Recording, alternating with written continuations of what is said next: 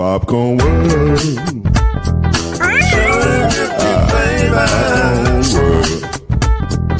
Popcorn World. Yeah.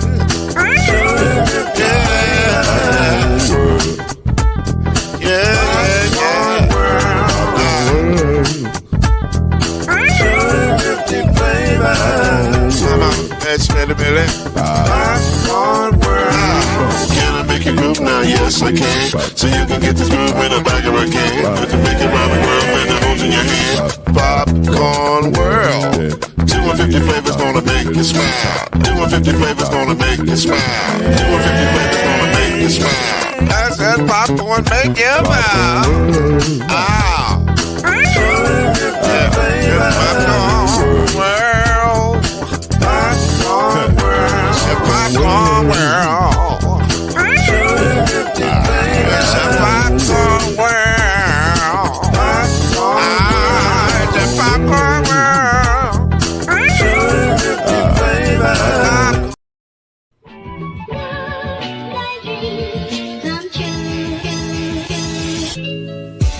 Now it's time for Believe in the ACC with our starting lineup.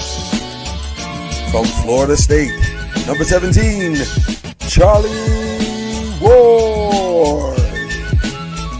From Morehead State University, number 50, Lloyd Stan.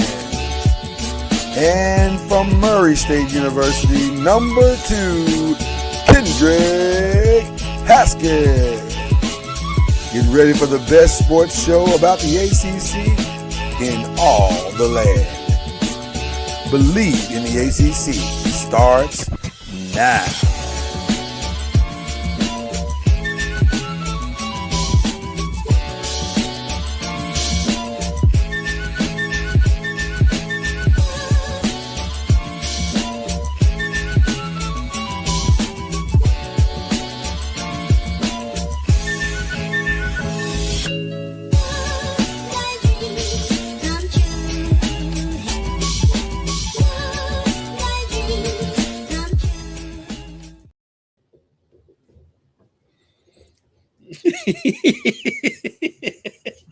I don't know why that drives us like it drives us, but it does. It does. Boogie in your step. It's a good way to get the morning started. All that, that grogginess, gone. Yeah. Once that whistle starts, it's all good. That is Kendrick Haskins over there, blinking his way into the love of sport. Gotta love allergy season. Gotta love allergy season. Love that. This is Believe in the ACC and Press and Pros. This is what we call a mashup of two different podcasts into one, mainly because of scheduling conflicts. And we tired. But nevertheless, we're going to give you all this sports information and news and opinion over the course of however many, long it takes us to get this done. Okay. And having fun. And we have a good time. That's the best part of the podcast. We're hilarious. Just by ask. default. We're hilarious. Just ask. Listen, we're entertained. I don't know if you're going to be, but we are thoroughly entertained. Tell you, we're having a good time over here. Okay. Some things to talk about today. And I didn't want to just do a regular show today, Kendrick. I wanted to add a little, dare I say, pizzazz. Some je ne sais quoi. Am I using this right? Je ne sais quoi? So we're going to go play a little game here in just a minute. But before we do, I want to give you guys a quick update because we do the Believe in the ACC part first normally. And we want to give you a quick update of the standings, what's going on in the standings. Now, this is very much going to change because Louisville has already lost the game on Monday. So that's going to be different. Though, I don't know what happened. If they win at Clemson on Saturday, they'll probably still be right. Yeah, if they win at Clemson, which they should, then they'll probably just drop one place. Or that's what they've been doing for like the last 3 weeks. Is like right. They split their games during the week and they stay ranked. Right. Or if there's a little bit more chaos in the overall games, then maybe they don't drop as far, or maybe they may rise depending on how bad they beat Clemson, or if they beat Clemson at all. So, but Duke got their win. And we can talk about that here in a minute as well. And then Virginia is at 11, and then North Carolina is at 18. And then on the women's side, once again, Louisville, Duke, North Carolina. It's like a pattern developing in college sports, in basketball, in the ACC. 3 teams have emerged from the pack. It still amazes me that Louisville's ahead of Duke in the rankings, but Duke won the game, and Duke is leading the ACC. Well, because I think everybody recognized in that game that Duke probably shouldn't have won that game, but they won. and yeah, we could say that, and while I agree that I think if they played again, Louisville will probably win. At the same time, Duke led just about the whole game. The game, and Louisville did come back and had a chance to win it at the end, and they did with their best player not scoring at all in the game. It is amazing how she averages 11, 12 points a game, but whenever she doesn't have a good game, they struggles. Yeah. Speaking of that, is she back? Is she going to be back? Have you heard that the injury was not? Unless my eyes were playing a trick on me, she was back on the bench. She's back on the bench. Yeah. Yeah. Haven't heard. It was Taj Roberts is who we're talking about, by the way. For those who don't know who we're talking about, yes. I haven't heard if she's out yet or not. He had a press conference the other day, but that was mainly they got the senior day press conference out of the way because that game is on a Sunday, right? And they're on the road tonight, so they just went ahead and got the senior day stuff out of the way. So, I wasn't there. He may have mentioned it. I wasn't there, and so I haven't heard one way or the other. Okay. Well, to be continued on that information, but right now, because we are we are headed toward the incredibly fun part of March and March Madness and all those things that comes along, I have questions that I need to ask my brother Kendrick Haskins, and so I thought would it be appropriate to come up with a new segment, game. You know, I'm a big gamer. I like games. My family knows this. It annoys the hell out of them, but so what? Game night in the Spence household. Matter of fact, I introduced a new game this past weekend. It was fantastic. Really, it was cool. But we're going to introduce a new game, and I hope you enjoy this, Kendrick. But this is still a work in progress. It's called Asking Haskins. Somebody's using the AI component. Hey! Production is not allowed to tell you their secrets, but yes. Hey, that look good. Pop that up there again, though. What's that again? What's that again? That's nice. That look good. That looks good. And look at the class, all attentive and ready to ask questions to their professors or professor in dualities. I don't know why it mirror image. That was weird. So I'm definitely going to try this again because I'm like, why did you mirror images? That was stupid. But it looked good. Other than the mirror image, it looked good. So we're going to be asking Kendrick Haskins a series of questions. I mean, I obviously watch too much Get Up, but I'm going to be asking him some questions about different things as it relates to the ACC and the NBA because we do 2 podcasts here. And so he's going to give us his expert opinion, and then I'm just going to say words and see what happens. But he's the expert. He is, he's the guy. Right. He's the guy. He's the man. All right. Let's get into our ACC questions first. So we talked about Duke. And I will ask you, do you believe in Duke? Now that you saw them play against Michigan, who was at the time Saturday the #1 team in the nation. I had not seen them play yet until Saturday. And I was like, okay. That's a great Do you game. believe in Duke? Like the rankings say, they are the #1 team in the nation. They are the best team in college sports. I think Duke is really good. I don't think they're the #1 team in the country. I think Arizona fully healthy is the #1 team in the country. Okay. And then I guess you have to say Duke is better than Michigan because they beat them, but I don't know. I still think I'd take Michigan if they played again. I think it's Duke, it's Arizona, Duke, Michigan, whoever you want to go with that one, and then after that, because I have my concerns with Houston, because I kind of feel like if they're a team, they're so predicated on defense that if they get behind in a game, they can't really come back. Yeah. And then Texas Tech was up there before Toppin got hurt, and so I think after those top three, there's a little bit of a drop off because I don't believe in Kansas, and so they're wildly confusing. It's like they blew out Houston, we got blown out by Cincinnati the game before. Both of those games so at home. weird. So I think that's those top three, and then I think there's a drop off before you get to the next level. So for me, I concur, and I'll even take it a step further. I watched that game Saturday, like all of you, and I walked away thinking both of these teams could win the national championship, and both of these teams could be out in the second round. Because they don't shoot well, either one of them. They're clearly, now you can say, oh well, the defenses that were being played at the highest level. Okay, I mean maybe that's true. I don't know.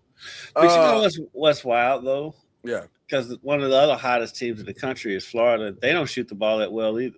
They don't shoot the ball. So I walked away from Saturday going, I don't think I learned any more than I did before I started watching this game. Like I don't. Now I'll say this: the reason why they can win the national championship is both of them have a formidable front court. Like Yes. Their front court is almost impenetrable. Like you can't just go in there thinking you're going to score all willy-nilly. Right? So if Campbell, and by the way, I forget the kid's first name, but his last name is Evans. Young man, if you shoot that ball one more time, like I get it. And he would never say this publicly, but it looked like there was a point in the first half where Kambuzu was visibly frustrated, like, "Ev, I got it, bro. I got it. You try to help us win, but also let us help you win." Because I think he ultimately ended up shooting like some ridiculous number of like 4 of 19 or something crazy like that. It was some crazy number. And I was like, Jesus, man, you got to stop. You got to know you're trying to force the game to come to you. And that's not a recipe normally for success. Usually when you get on those streaky shooting binges like that in a game, it's because you let the game come to you. You took whatever they gave you. If they gave you the driving lane, you took the driving lane. If they gave you the wide open three or you caught it on the skip pass, whatever, then that's the shot that you were given and you're in rhythm. He was trying to make himself be in rhythm for the first. I was like, this is not working. You got to stop. And so, because I say that because I'm a former big, and I get frustrated when I watch the guards. Yeah, I think that's where it's coming from. There's a little bit of bias there. Because I mean, he struggled from 3 at 2 of 9. Talking about Isaiah Evans. 2 of 9 is a stop shooting stat. Right, he is 5 of 15 total from the field, but I mean, he still had 14 points. Well, yeah. If you're gonna shoot 19 times, then you're probably gonna get 14. Like he shot 15 times, 14 points. That's not horrible. So you're comfortable with a shot a point? Well, I'm comfortable with him because he's made some big shots for them this season, and so I'm comfortable with him taking shots. Well, let me say this: it's not the it's the type of shots that I thought he was taking that was frustrating to me. Like it felt. Most of the shots that I witnessed him take to me felt forced. Like we're in our sets, and instead of running the complete set, you broke away from the set and said, an inch of daylight. This is the shot. No, wait, give it a second. Like I'm not a huge fan of always shooting early in the shot clock unless that's our offense. Like if we're trying to come down and we're trying to put pressure on you. We're coming down in transition and we're putting pressure on you. That's different. But just to shoot early in the shot clock for the sake of doing it, that seems kind of weird sometimes. Like, give it a second to develop and just have a little bit of patience. And it didn't.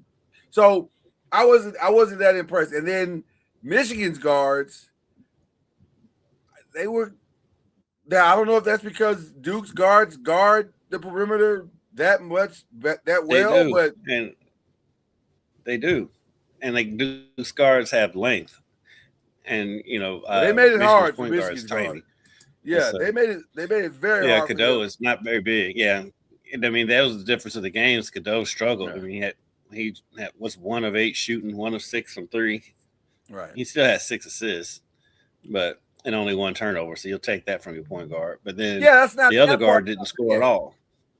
Right. Yeah, the other guard didn't score at all, and so that's Duke's length out front because Duke is long. They are. So their length out front is what gave Michigan trouble because Lindenborg is a beast.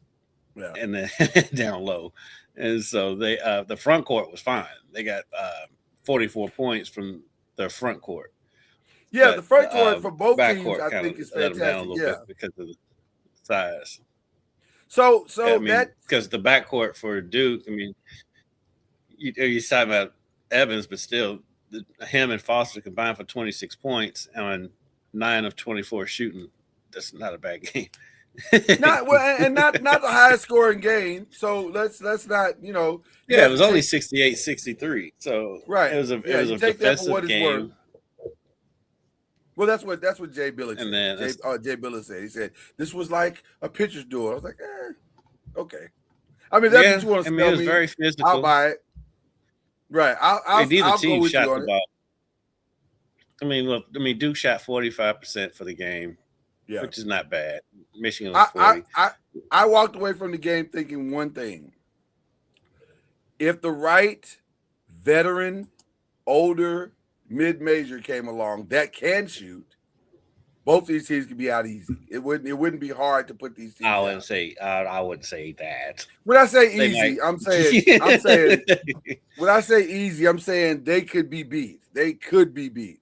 Like a weird scenario of I don't know, mid-major X start shooting the ball well. They don't fear Duke's guards. They have the requisite size in the backcourt to put that type of pressure on them, and it just get hot. You don't have to be great for 7 games. You have to be great for 1 game, and you're playing with house money because it's Duke or it's Michigan. So you can see a scenario where one of those. Now, I'm not saying that's going to happen in the first round. I don't think that's going to happen in the first round because both of them should get number 1 seeds. But could it happen in the second round? Could it happen in the Sweet 16? Absolutely. Absolutely. And also, they can play each other in the national championship. I was saying, the only reason I'm going to give you pushback is because, for one, ain't going to be that many mid-majors in the tournament this year. Well, then there's okay. So all the more reason why what I'm saying might be true. It could be a major that could gets hot.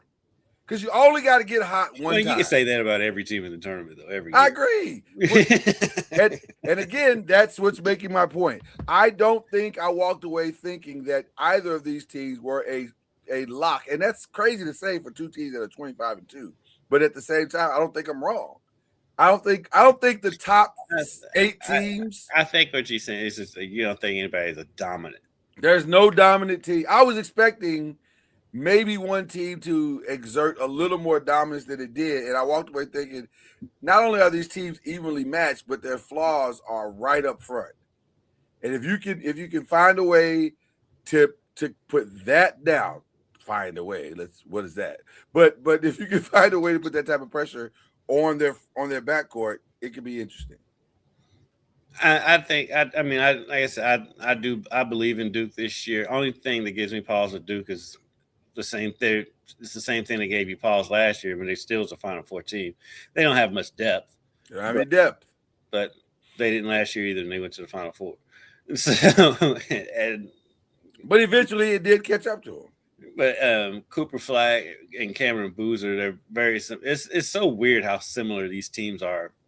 How these Duke teams are from last year, because last year was Cooper Flag and Malawak. This year it's Cameron Boozer and Gongba. Yeah. Because and their front court, they keep having these very strong front courts, and then let the guards come along as they do, and they're built the same way again this year. And I think they're going to make another Final Four run. I think it's going to be hard to beat them. Same thing with Michigan, as long as they're locked in. But Michigan, I mean, I don't know. You haven't watched them. Like, you're going off one game. Michigan is blowing out teams. No. I've seen enough of the highlights and all this stuff, and I agree with you. They've been blowing everybody out. They look like. I mean, they walked into Purdue and beat them by. It was 11, but it wasn't that close. But I don't know how good Purdue is. Like, I just don't know. But at Purdue is always. Yeah. I just don't know how good anyone truly is, and I think we're just looking for. But see, I say all that, and people are going to walk away like, man, so that means I need to fill out a upset base bracket. I'm like, I don't know about that. Like, let's slow down with that. Yeah, slow down with that. But I just don't know if there is no dominant for sure team. The closest, I think, I agree with you in that maybe Arizona still is. I think Arizona is. Yeah. Once Koa comes back. That's the one team I have looked at this year and said, okay, they might be for real.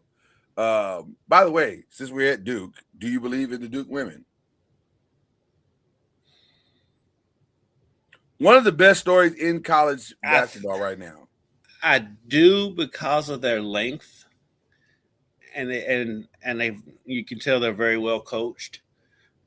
And so, yeah, I think it's one of those things where you're not used to Duke women being, especially the way they started the season. Oh, man. But yeah, I do believe in them. I do think Louisville could beat them if they play them again. But their length is going to give teams problems. And guess what? That's what Louisville's Achilles heel is too. So what hurt them against Virginia is like length really gives this U of L women's team problems, and Duke has that. Well, let's be clear as we head to number 2 of Ask It Haskins. The irony of the Duke men and women's team is that the Louisville men and women's team are essentially having some of the same problems. Length is a problem. Their front courts are a problem. And here's what's crazy about Louisville's. They're getting great offensive production from their front court. It's just not translating to great defense always, and it's problematic. Now, that's on the women's side. Now, on the men's side, oh, boy. So can Louisville, who has, on the men and women's side, reasonably favorable schedules, can they finish strong? Louisville women should finish strong. See, they're at Georgia Tech tonight, and then they're at home against Notre Dame, and they beat Notre Dame by 13 points at Notre Dame earlier in the season. So they should win out. That should go well. I think they'll finish strong. The U of L men, on the other hand, while they got 2 in a row, favorable. Clemson and Miami, and then they got Syracuse at home, but those are winnable games. They could win all 3. Yeah. Miami's tricky because Miami's had a really good season. Yeah. And also, they could lose 2 out of the 3. If we're being honest, they could lose all 3. They could lose all 3. So your gut tells you what? I think they will. My gut tells me they're going to go 2-1. Okay. I have a feeling they're going to lose tonight. You have a you have. Not tonight, but on Saturday. Oh, I was okay. Wow, I was like, wow, geez, okay. It's Saturday. No, it's the men. I have a feeling the men are going to lose on Saturday. Then they'll beat Syracuse, and I think they'll win at Miami. Why? Because Clemson's so desperate.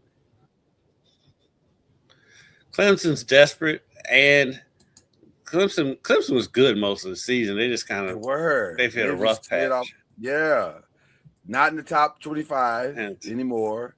And I don't know if they're legitimately a bubble team, but I think they've slid to such a degree that it's, they've lost 4 straight games. It's crazy. Yeah, they're sliding 10-5, but they're 10-5 in the conference, but they've lost 4 straight games. Yeah. And I don't know what happened to them. I mean, they lost at home by 10 to Virginia Tech. Which shouldn't be happening. No, I mean they lost by 13 at Duke, which is no shade. That's no, I mean, Yeah, Duke, everybody's losing to Duke. Duke at home, yeah, especially at home. Yeah, get in line. And then they lost at Wake Forest. They lost at home to Florida State. But in Louisville's history, as you well know, these are the type of games, no matter who the coach is, that Louisville tends to lose. Yes. So, Yes, this is not unprecedented. That's like I was saying that about when they played Baylor, because Baylor desperately needed a signature win to make the tournament. It's like usually U of L ends up being team's signature win, but they We'll did help pull you that out. game. They did pull that game out, and so we'll see. I think they'll. It's hard for me to envision Clemson losing 5 straight and 3 of those being at home, but I mean, they're accommodating right now. They're like they are very accommodating right now. Yeah, we'll help you out. We'll help you out. Can North Carolina win without Caleb? Not projected to be back until next. March is his projection time. I think it was his personal projection. I'm not sure. The doctor told him that. Right. But he said, I'd like to be back for March. I don't know what that means. March has 31 days. So when in March are you saying you're going to be back? Can they win without him? They looked good for a half against Louisville. And then Louisville probably should have won that game.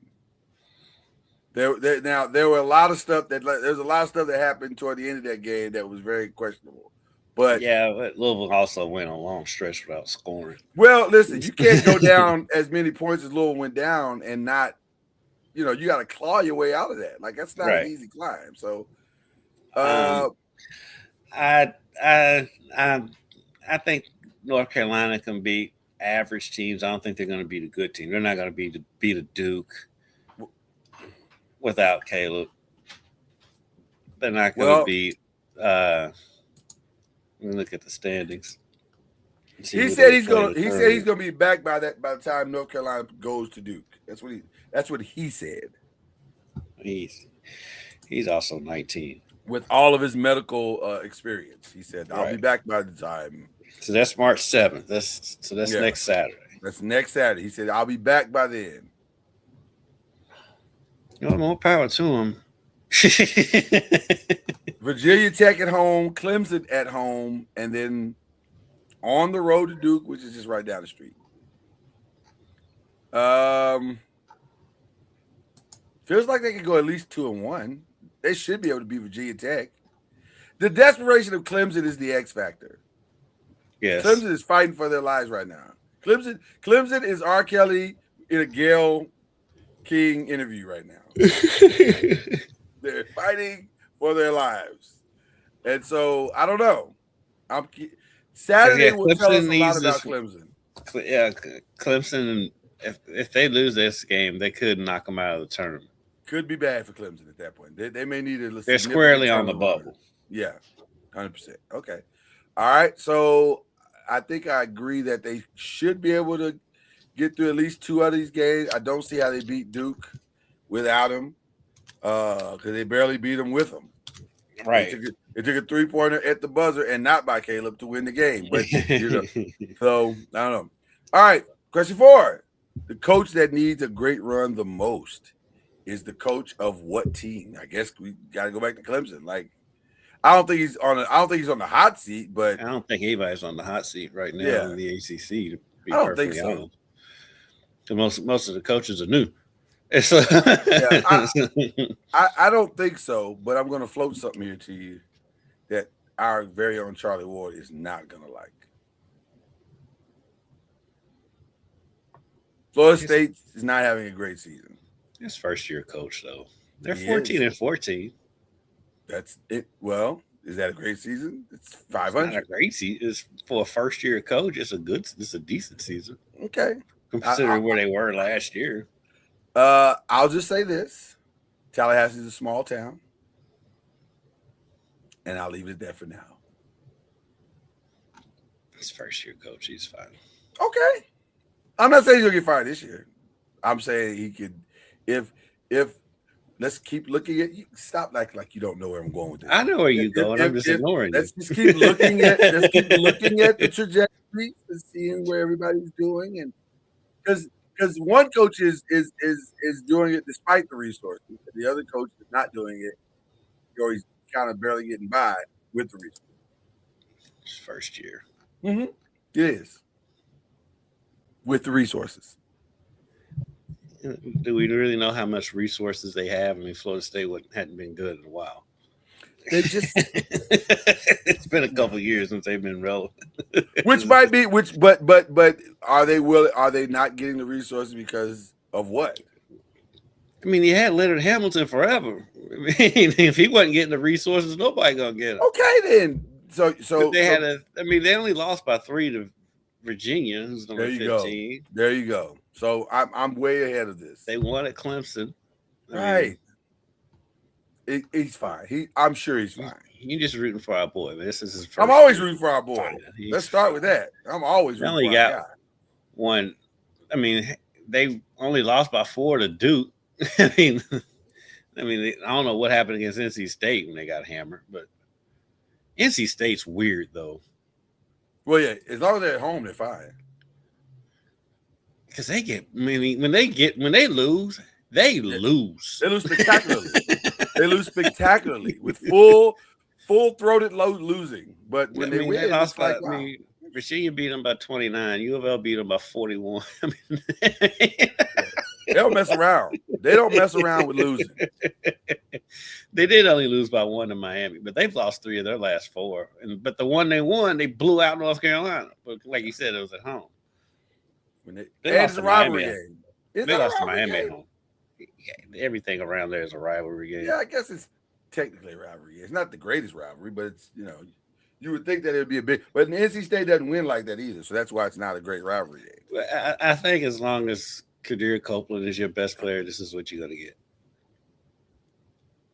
Why are we slamming Kadir Copeland? I'm not. He's because he's all over the place. And so he's either on or he's off. I can't believe he averages 6.8 assists per game. That stuns me. Maybe it's the ball just falling out of his hands into the other. Well, I think it's one of those things that he's not passing it unless you are going to score. Right. Like you're right by the rim. There's no one there. Right. Or you're completely wide open.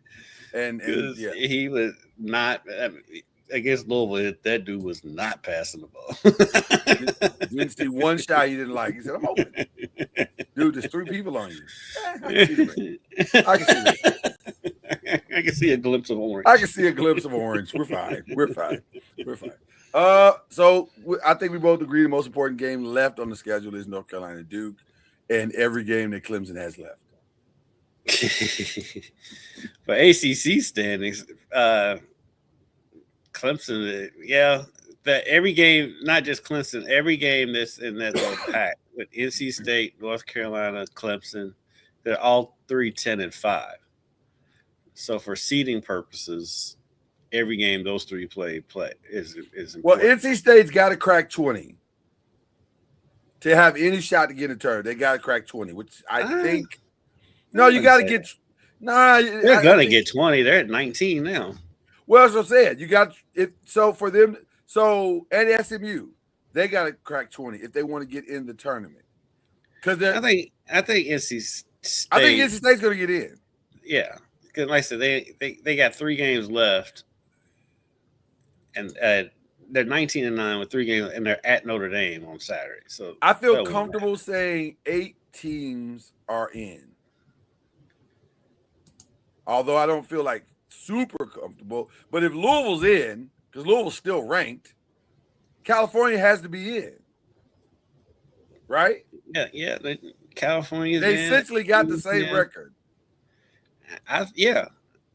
They do have the same. They it's not essentially they have the exact same record, right? So I'm saying in the conference, there's a difference. The strength of schedule. Well, the thing that's helping Louisville more than anything else is that they didn't duck anybody. They played a pretty significant schedule, And granted, they didn't beat anybody, but they didn't beat anybody on schedule, but they did.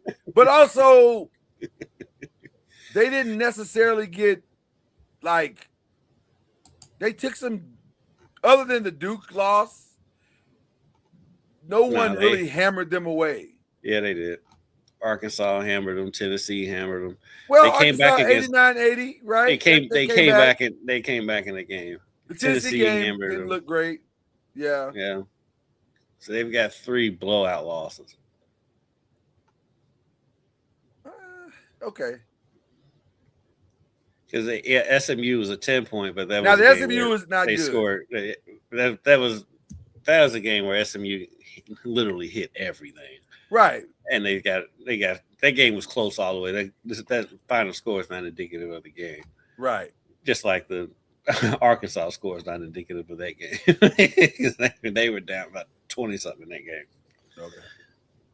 I still think ACC gets 8 in.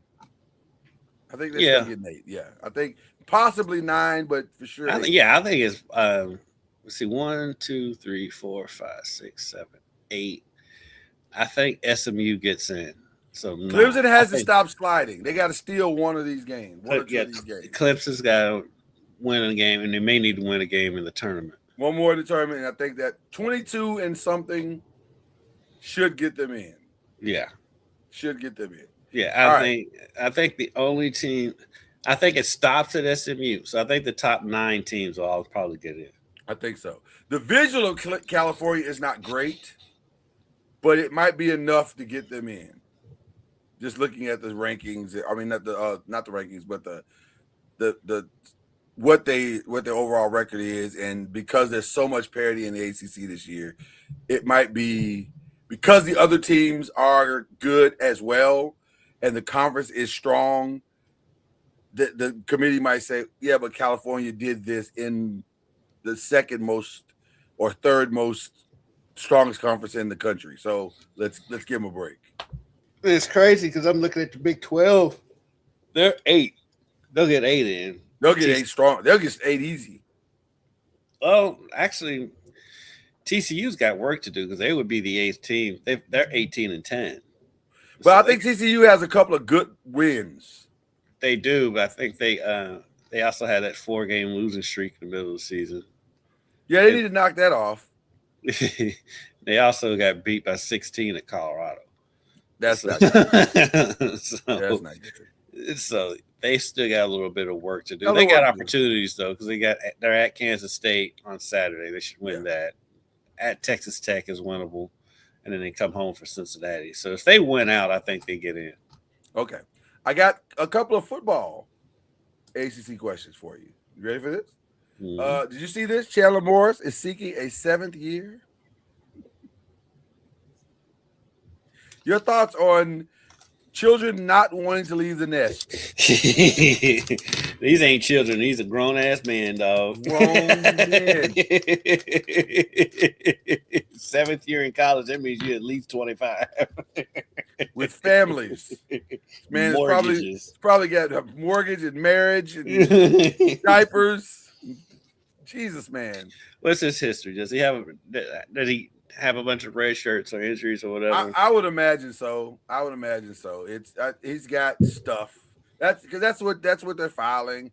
I've got stuff that happened to me, and I had an ankle twist, and so that cost me like it's whatever.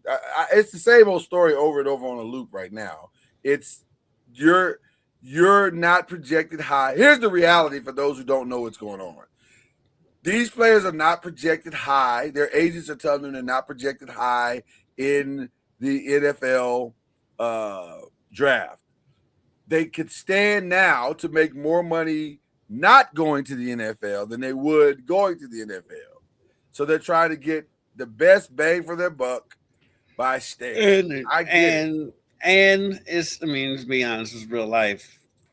They're not going to step out of college football and make the kind of money that they're making playing football. They could make in this 1 year.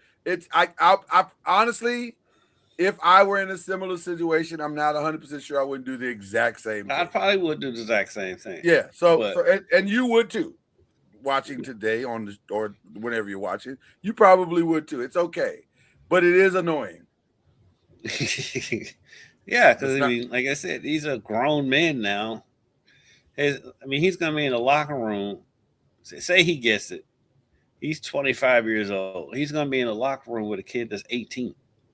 Well, and then not only that, to fight so hard for this, he'll be in the locker room with a kid that was in middle school his freshman year in college. Right.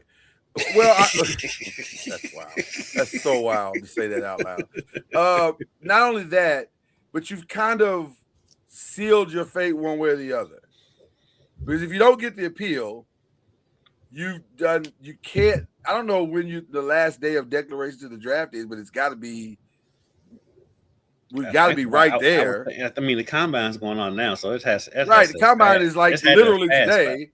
Yeah, it had to have passed by now. So that means you're forfeiting everything. Like I said, if I'm the kid, I don't blame him for trying. But my thing is this hurts the high school kids. That's 100%. A high school kid who hasn't made that money yet. They could be getting that spot, and so that's what I don't like about it. I understand them because, like I said, if you're a 7th-year quarterback, you ain't going to the league. If you ain't there by now, I mean, Tyler Sharp barely got in the league. And so now he got in the league and ball, but he barely got in the league and he played 6 years. And so most likely, unless you have an amazing season, but I don't even think they're worried about the league at this point. It's just like, okay, I'm making this much money playing football. When I leave, all that's over. I got to go get a real job where I'm entry level and I'm not going to be making $250,000. Right. However much they're making. So I get it, but at some point we got to think about the high school kids who are coming out. Speaking of the future, as we just stated, the combine is starts today, and there are some very interesting conversations that are already happening out of the combine, one of which is the arm length of Ruben Bain. People are questioning his arm length. It's always something stupid. Well, I was going to look at the camera and say, and to that I say to you people, you're idiots. As a Cowboy fan, I'm like, all right, go ahead, don't pick it. Let him fall right down to me. We have formidable edge rushers now. And I still would say, if he's there, take it. He's that good. I think he's the best overall player in the draft. What are your thoughts? Well, you know me. I was saying he should have won the Heisman. I 100% agree. He's so... He did have a few games where he kind of played himself out of it. But, yeah, I mean, he is a freak of nature. But that's understandable. Yeah, that's kind of understandable based on the fact that when a team plays against him, you wake up saying the first thing that you do when you played Miami this year, it was not how we stop Carson Beck. It's what are we going to do to contain Ruben Bain? Ruben Bain and Mesidor. And Mesidor. That's how do we stop that? That's our whole game plan is real. That was Indiana. Indiana was like, if we don't stop these guys or figure out how to slow them down, we have no shot. And by the way, for a little while, it looked like they had no shot. I mean, that's what Louisville did against them. They got the ball out fast. That's just not Indiana's offense, but that's what Louisville did to beat them is they got the ball out fast. They didn't give them a chance to get to the quarterback. Yeah. And so, and even then, still barely won the game despite Miami turning the ball over every other possession. Yeah. Yeah. By the way, I think Bain is probably the best player in this draft. By the way, this is the part of the year that I absolutely in football loathe. Because they've already started. You know they've already started. And Fernando Mendoza, Dan Orlovsky, first thing this morning, well, I watched 7 games and I was so underwhelmed. He's just not throwing the ball well in those 7 games. And it's getting it out slow. And man, first of all, don't do that. Why is that necessary? Can the teams just go ahead and do their own evaluation? Why do we need you to do it? Like, especially with all due respect.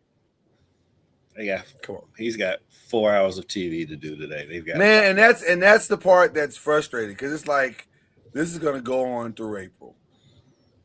Yeah, they're going to pick this kid apart. I mean, that's why I hate this time of year Yeah. football wise, because they don't have anything to talk about, but they have to talk about it. So what do? They just start tearing down players. They're going to pick this kid apart like he's on the side of the road, roadkill. Like it's going to be crazy. So, and then for the people that's like, why aren't they making a big deal that Mendoza's not throwing at the combine when they did with Shador? Oh yeah, I heard that too.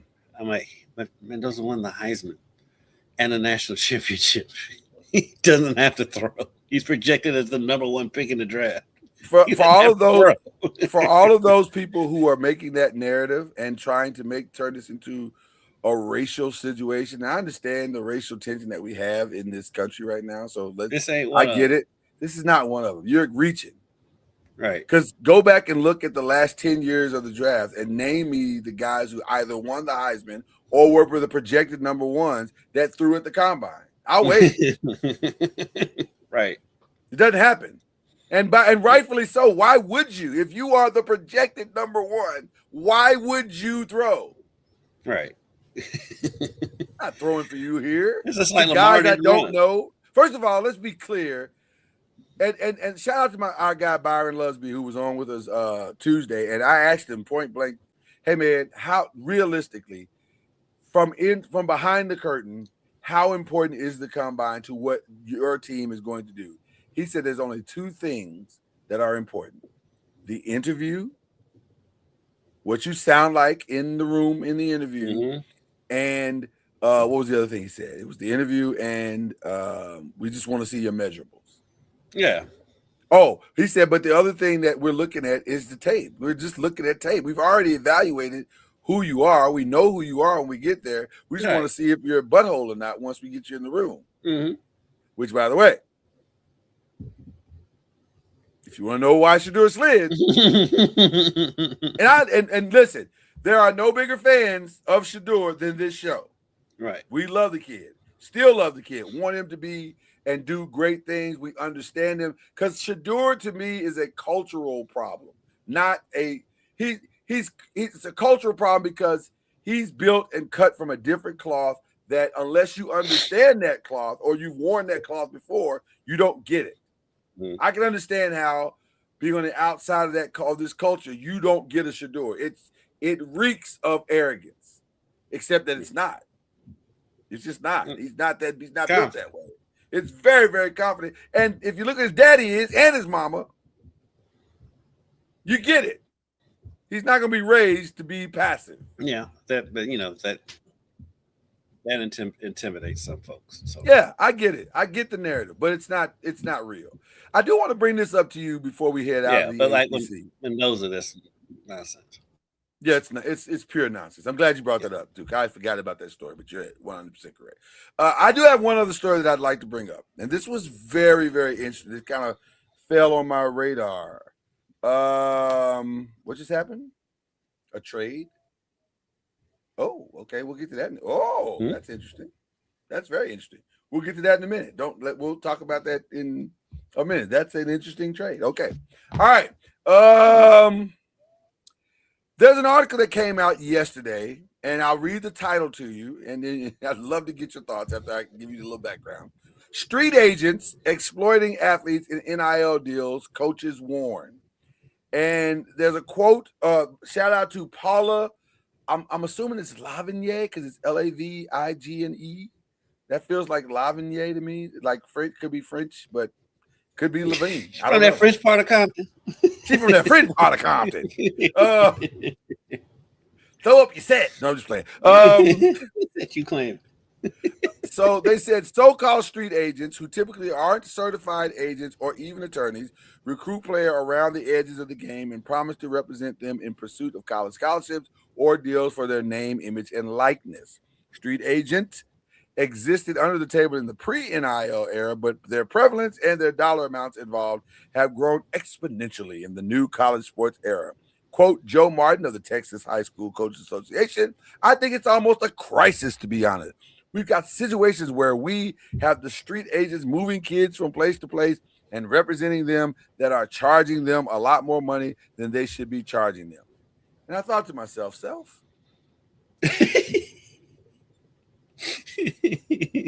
moving them from place to place. That's been happening long before NIL. And I'm looking at you, Trinity, and Say Next. I'm looking at you, Prestonwood, and Plano, Texas, and other places. Prestonwood, where who played? Julius Randle. Know that one very well, actually. Know that situation very well. I'm saying, why is this a street agent thing all of a sudden? Because folk been moving. Folk been relocating, Kendrick. They've been relocating. But with NIL though, they do have agents now. The top ones. Well, no, but they're not. They don't have a problem with agents. They have a problem with street agents. Is what the article is about. Street agents are often former players, trainers, parents, coaches, or just people who say they have a connection to NIL collectives. Do y'all not realize, Paula? Maybe Paula didn't know, because AAU is built on street agents. Well, now they're more prevalent now, I guess. Don't do that. Are you buying into this for real? I'm trying to figure out why they wrote the article. Because you know what it is? It's somebody finally becoming aware of something that's been going along for like 15, 20 years. This is not new. Well, there are more now with NIL. There are more agents involved in college football now. There are more agents coming out of the shadows.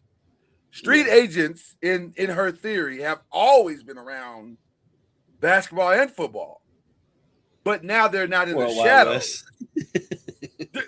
Do you understand where I'm going with this? Okay, all right. I knew you would get where I was going. I'm like, Nike literally built an entire street agent thing. And then Adidas said, we've got the copy. Adidas thing, they got U of L in trouble with Bond. Do you understand what I'm saying? Like, what is this article really about? Like, I don't understand what you're writing about, because this is not a new thing. It's another angle. At the end of the day, it's another way of saying we don't like NIL at the end of the day. And it's like, get over it. I'm so sick of hearing about NIL. And it's saying, because I deal with it with the school up the road from us. Yeah.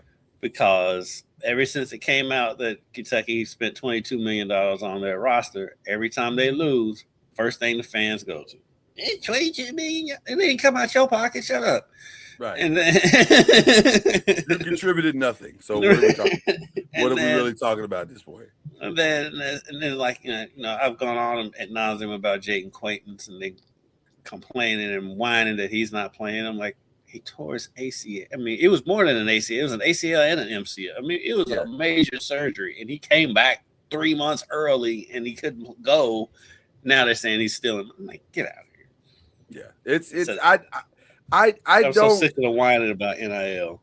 Well, I'm kind of sick of them talking about street agents, because if I'm a young 17-year-old superstar and I'm being thrust into a situation where people are saying they're about to give me hundreds of thousands or maybe even millions of dollars, who's the first person I'm gonna trust? Some dude that I've never met before that barely knows my last name, and I'm only on his radar because I can hoop?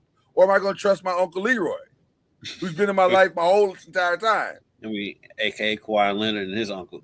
That's all I'm saying. You're a hood dude that ain't never been in and never had nothing. Who do you think they're gonna trust? Right.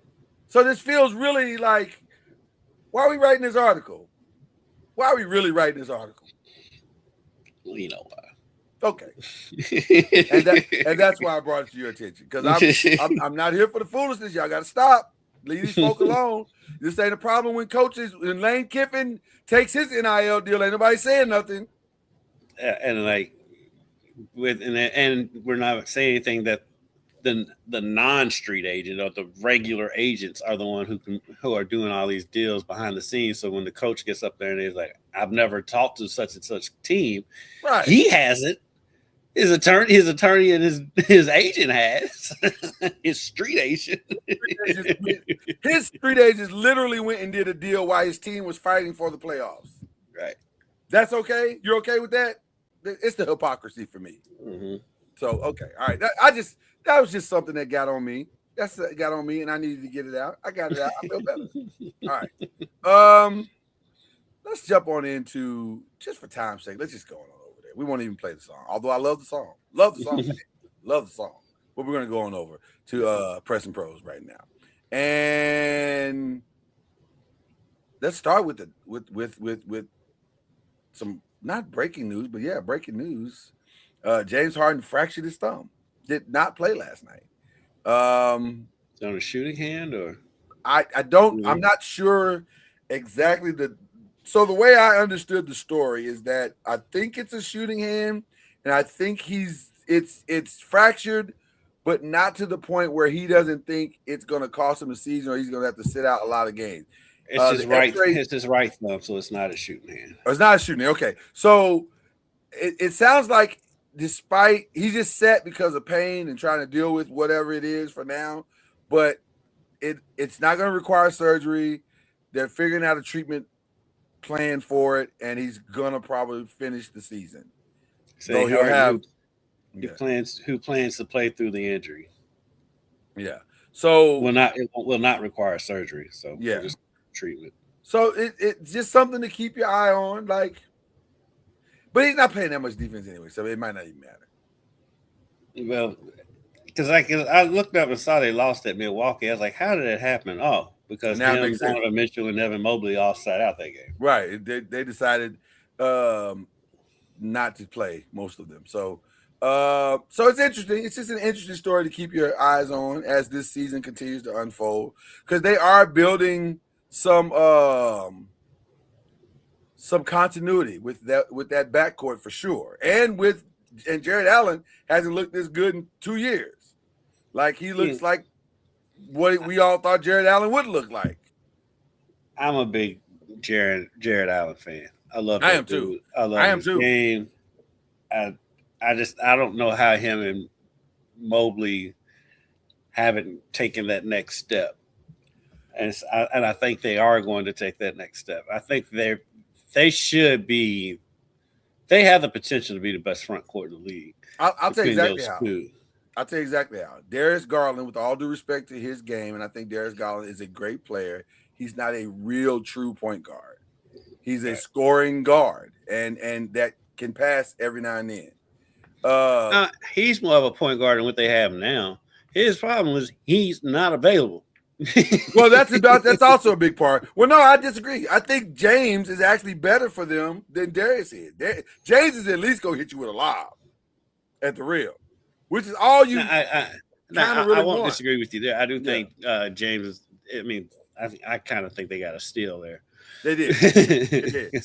Not even sure how they pulled it off, if I'm being honest with you. A guy that doesn't play ever for a guy that never misses a game, that doesn't feel like an even trade. Well, when James Harden is ready to go, you get him out of there as fast as you can, because he will make a mess of your organization. And that's the other part. That's the first thing they got. Well, that's true. That is true. The Clippers are like, what you doing Saturday? Yeah, the bus is gonna be here. If you don't mind getting on it. Okay. So as we announced earlier today, we're asking Haskins. And so we're going to get into some NBA questions with our guy here. And my first one is, are we overlooking Detroit? I keep hearing Boss's name. We just talked about Cleveland. Everybody's saying Spurs. Everybody's saying Thunder. But Detroit looks I don't think they're being overlooked. I just think people when you have a young team like that's never made the run before, there's always going to be questions. And then when you have a team like Boston, who is experienced, who's having an unexpected, to me personally, I don't know why people are so shocked that Boston is still competitive in an Eastern Conference that wasn't that good this year, and they still have Jaylen Brown. Yeah. I was like, Jaylen Brown's gonna have a breakout season. I said that in the summer. And so, yeah, you did. So it's just that they're young.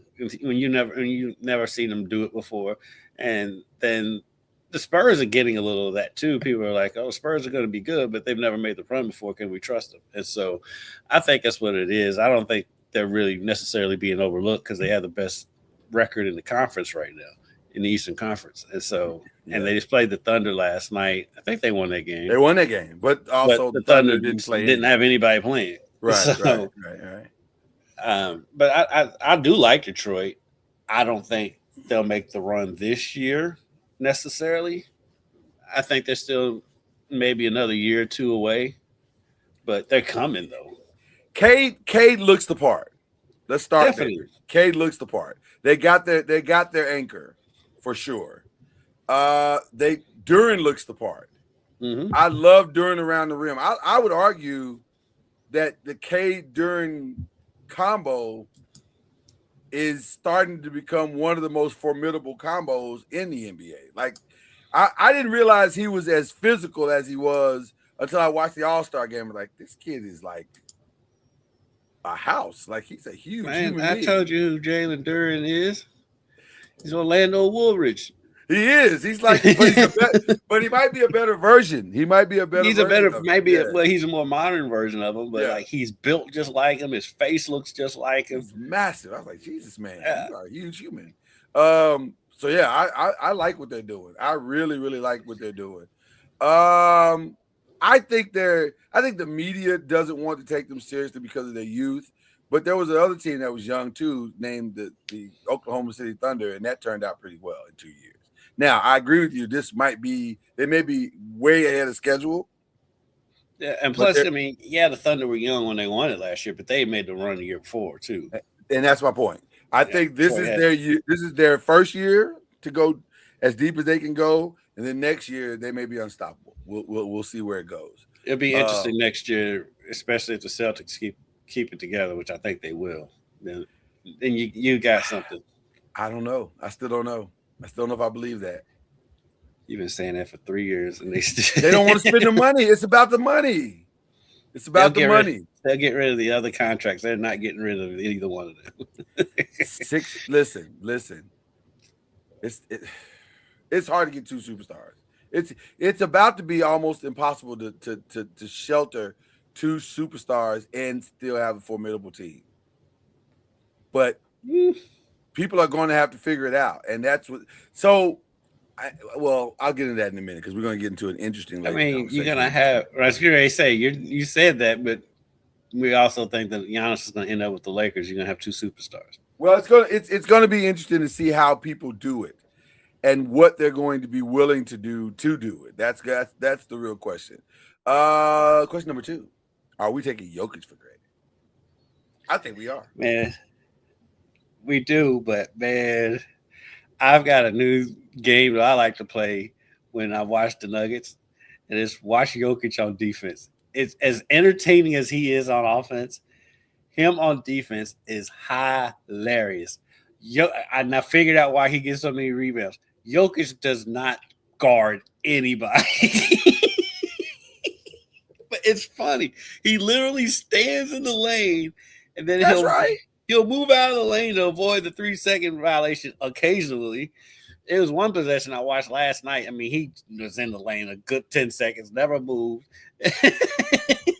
It's hilarious. And he's like, he does not move at all. I want to be very clear about the next statement that I'm about to make, because I'm a member of the Big Man Alliance. I'm not on the board or anything like that, but I'm in the room. And as a member of the Big Man Alliance, I don't understand what the problem is. Because as much as we get on Luka about his defense, Jokic is every bit as bad. It's just we don't notice it because it's down in the paint. I don't understand what the problem is. Because guess what? If I'm putting up a triple-double every game, the last thing I'm about to do is give you all this defensive work. Last thing I want people to think is like I'm throwing shade. I'm not. No, you're not. Watching Jokic play. It's because it's the most nonsensical thing in the history of the league is that he's this good, because it makes zero sense. He is. Listen, I'm gonna tell you something. We are really watching a generational talent on the level of the LeBron and the Steph Currys, and he should be mentioned in those conversations. Now, what makes his generationalness more dynamic is that there appears to be no discernible athletic talent whatsoever. Like he can't run, he can't jump. But his jump shot looks god awful. And yet he never misses. It's a set shot from behind his head. From behind his head. He is breaking all of basketball's rules. You got to be in shape. No, you don't. You have to shoot a certain way. No, you don't. Even like when he shoots threes, it's not like a catch and shoot. He catches the ball and he's looking to pass it first. And then if he doesn't have anything, he's like, all right, I'll shoot it. And by the way, And when it he goes hawks in. that, when he slowly hawks those big arms behind his head, literally behind his head, to shoot those last second threes from almost at half court, you're thinking there's no way that's going in, and then it always goes in. That's the other thing. He makes them off one foot. Off He made one one foot. last night falling out of bounds. This touch around the basket can only be compared to Hakeem Olajuwon. That's it. That's the list. Like, it's insane. I study his Kareem. footwork. I'll give Kareem a good touch around the basket. I would say no. I'm not saying better. I'm saying in that realm. You're not gonna like people. The OGs ain't gonna like what I'm about to say. Jokic's touch around the basket is better. It's better. It is. I'm sorry. It is. It's more fluid, even though it looks clumsy, but it's actually fluid. If you watch what he's doing, it's fluid. His quick turns, all the stuff that you're taught to do as a big. He does it, and he does it very, very well. But it looks clumsy, like he's stumbling around. Oh my God, that's the frustrating part about it, because he'll back turn you so fast, and you don't have time to even think about that he's about to do it. It's unbelievable. He is so deceptively quick. He's slow as molasses running. Right. Rim to rim, you're not going to call him a rim runner. No. But in the box of his space, he'll kill you every time. When he gets it on the low post, he is so quick when he decides to go that spin move or whatever move he's going to put on you. Is so quick. It's lightning quick, like point guard quick. And he's got every shot. He's got hook, every he's shot. Got the floater. He's got bank shots. Whatever work you want to get. You know what? I'll give you another comparison. It has a similar tone offensively to Tim Duncan. It's so fundamentally sound that it's frustrating. The only difference is that he doesn't use the glass like Tim did. He doesn't use the glass as much, right? He can, but it's not his go-to. Yeah. But he had a play last night against the Celtics where he went in, got his shot block, got it back, and he's like, "Oh, I just need to adjust it a little bit." And he shot it just a little bit higher. Goes in and draws the foul. And you know why he got his shot blocked? Is because he can't jump. It's so frustrating. If you were a center in the NBA playing against Jokic, you got to be pulling your hair out because you're like, I don't understand why I can't stop Anthony this guy. Davis literally does pull his hair out. I used to watch. Listen, I watched Anthony Davis for 3 years straight. Stand in his face, hand in his face. This is about as good as you can guard a human being. That Joker would slowly raise them arms up, lean the ball all the way behind his head, and hit his shot. Off one foot.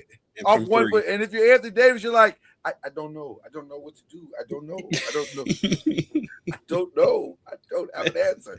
It's frustrating, bro. Just to watch him on defense is so funny because the dude does not move. He did have to move a little bit because Yusevich was in it for the Celtics that they got from the Bulls. Yeah, he can shoot threes, so Jokic did have to get out on him a little bit.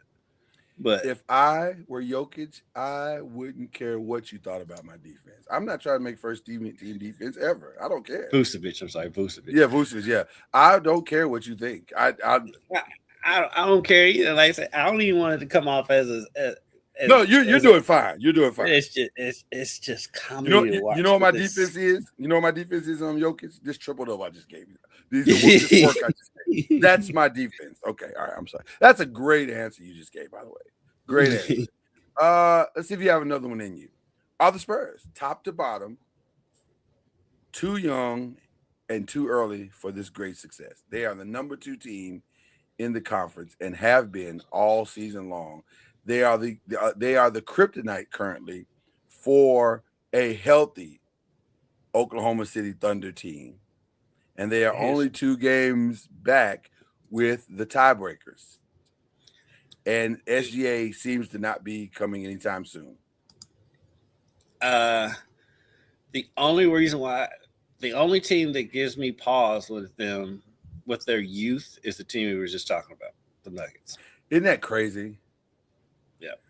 The top three teams, well, you say Houston, but I don't consider Houston, with all due respect. I don't think Houston is. Now, I will say this about Denver. Their defense is awful.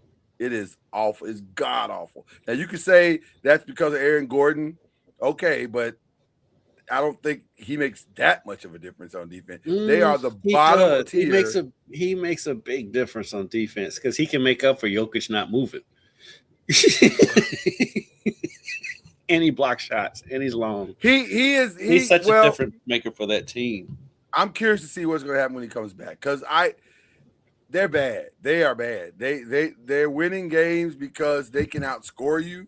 They can put up 120 points a game, which is the most in the conference. I think it's the most in the NBA, if I'm not mistaken. I think it's the most in the NBA. I'm looking at it now. They're definitely most in the conference. Yeah.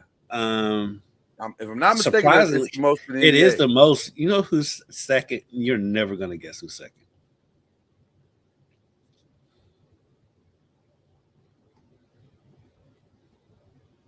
You'll never guess who's second in the league. You had a nice little freeze going there. That was cool. Am I still froze? We were both froze. That just froze in the middle of the show. Yeah. All right, so, are you willing to guess who's second in the league in scoring? Second, probably Oklahoma City, right? Nope. No, you're not gonna guess. Let me go ahead and just say it. Oh yeah, I am gonna guess because I just saw it. That's ridiculous. Miami Heat. It's ridiculous. That is how, Sway? How? That makes no sense. It makes zero sense whatsoever. It makes 0 sense that they're second in the league in scoring.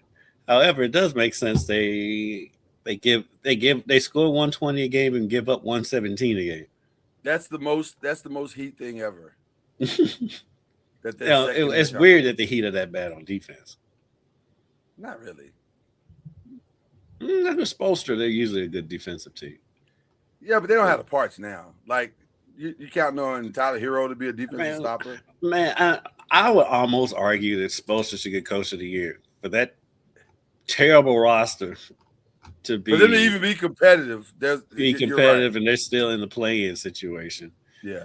I mean, well, hell, if it was the normal NBA where it used to be, they'd be in because they're eighth in the conference. So yeah, they're right.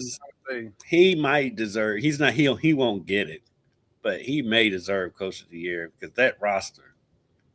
I'll say this about the Spurs.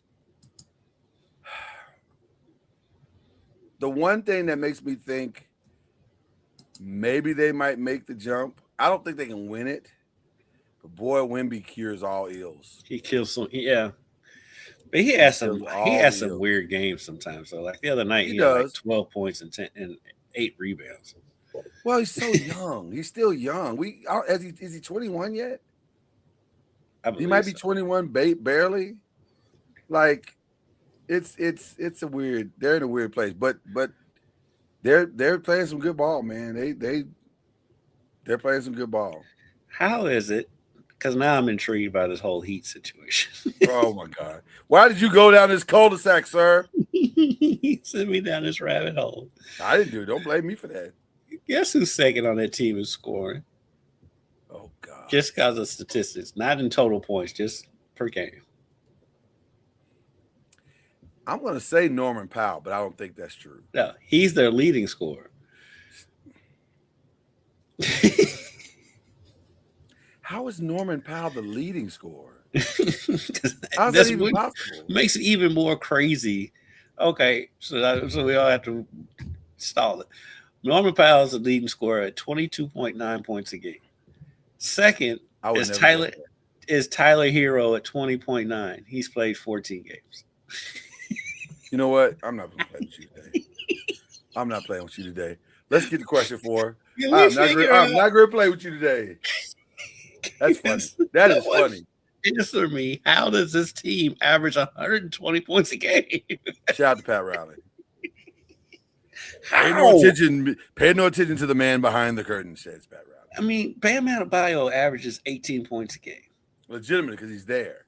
Yeah. I don't know how How does this team score 120 points a game? It's an anomaly. I could see Bam Adebayo asking for a trade this summer. I mean, he loves it there. They love him. They build everything around him. Now they don't land anybody. But I mean, I could see him asking for a trade. I don't know. I could see them. It would make sense for them to move on from him and rebuild. But he's Minnesota. He's Minnesota Kevin Garnett right now, and he's not even having that level of success. He is. Well, no, I guess that's not true. He is having that level of success. He's been to 2 finals, technically. Yeah, he says not technically. So, you know. I mean, but I can also see him asking for a trade and saying, enough is enough." Only way, who was trying to trade for Asia? Was it Golden State? Golden State Valkyries. Now, there's a rumor that both Golden State teams are going to make a trade, and it makes sense for Beja. Beja, is that you like Beja? No, but it's the only thing that you can get out of that. I was gonna say you can't go Ajam. That's crazy. You got to go Beja.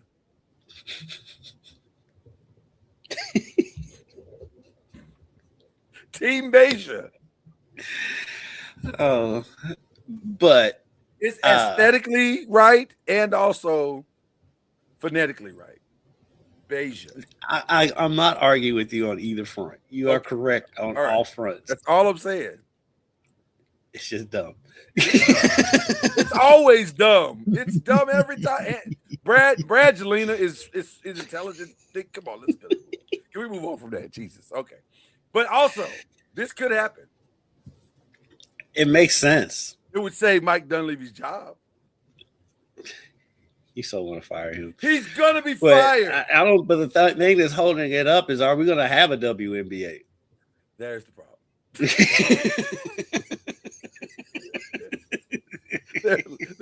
there lies the problem. We've got to the root of the problem. But now you made me. I'll throw this question. The deadline is March 10th, by the way. Throw this out there to you. Talking about your Lakers. What about Bam in LA? I love Bam in LA. You want to know my truth in that? Because we talked about Jaren Jackson and Giannis, but you want to know my truth in that? Want that way more than I want Giannis. Way more. Makes way more sense to finally have a center who can score and actually play defense. And by the way, is always available. Then you don't have to trade Luka. You don't have to do much different of anything. And it would make sense on a very, very reduced contract to bring LeBron back at that point. Because now you have a formidable team. That makes way more sense than what they're trying to do. But you know our history. You know what it is. And which, by the way, brings us before we get to that question. You know what? Let's skip over. Let's go to question 5. We'll come back to question 4 because we're already here. The Lakers are making some very interesting moves, and this one was very interesting. Or whatever Tony Bennett just did. Right. This was very interesting because let's review.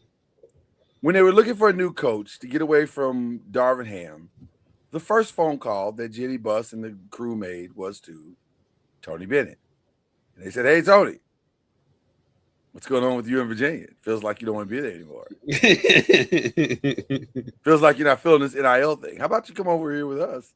I don't see where he makes sense for the NBA. Well, I don't know if he can coach in the NBA. There's no evidence to say that he can. Although there is definitely a love affair. And from what I've been told, he's a very highly intelligent, very strong basketball IQ guy. He's a good person. He's a good man. And he's a good man. And also, JJ is a very young coach. And he's very friendly with the talent. I think JJ's doing an excellent job with what he has. You know what's interesting about And I'm JJ? surprised. I'm surprised that he's as good of a coach as he is. You know what? Well, see, and therein lies where I was headed. I don't really know if JJ is doing a good job. It looks like he's doing a good job, but also maybe he's not. They haven't really given him the roster to see if he can coach or not, which is what makes the Tony Bennett thing so interesting because we've seen this play before. I'm looking at you, Doc Rivers. Will you bring in the consultant or the advisor? But he I don't think Tony's going to backstab anybody. But I don't think Doc is going to backstab anybody. I think he just did it. I think it's the organization, but he did it with the organization's leading, is my point. And the Lakers are restructuring. You saw they hired a new president of basketball, or what I like to call the reason why Rob Pelinka might get fired.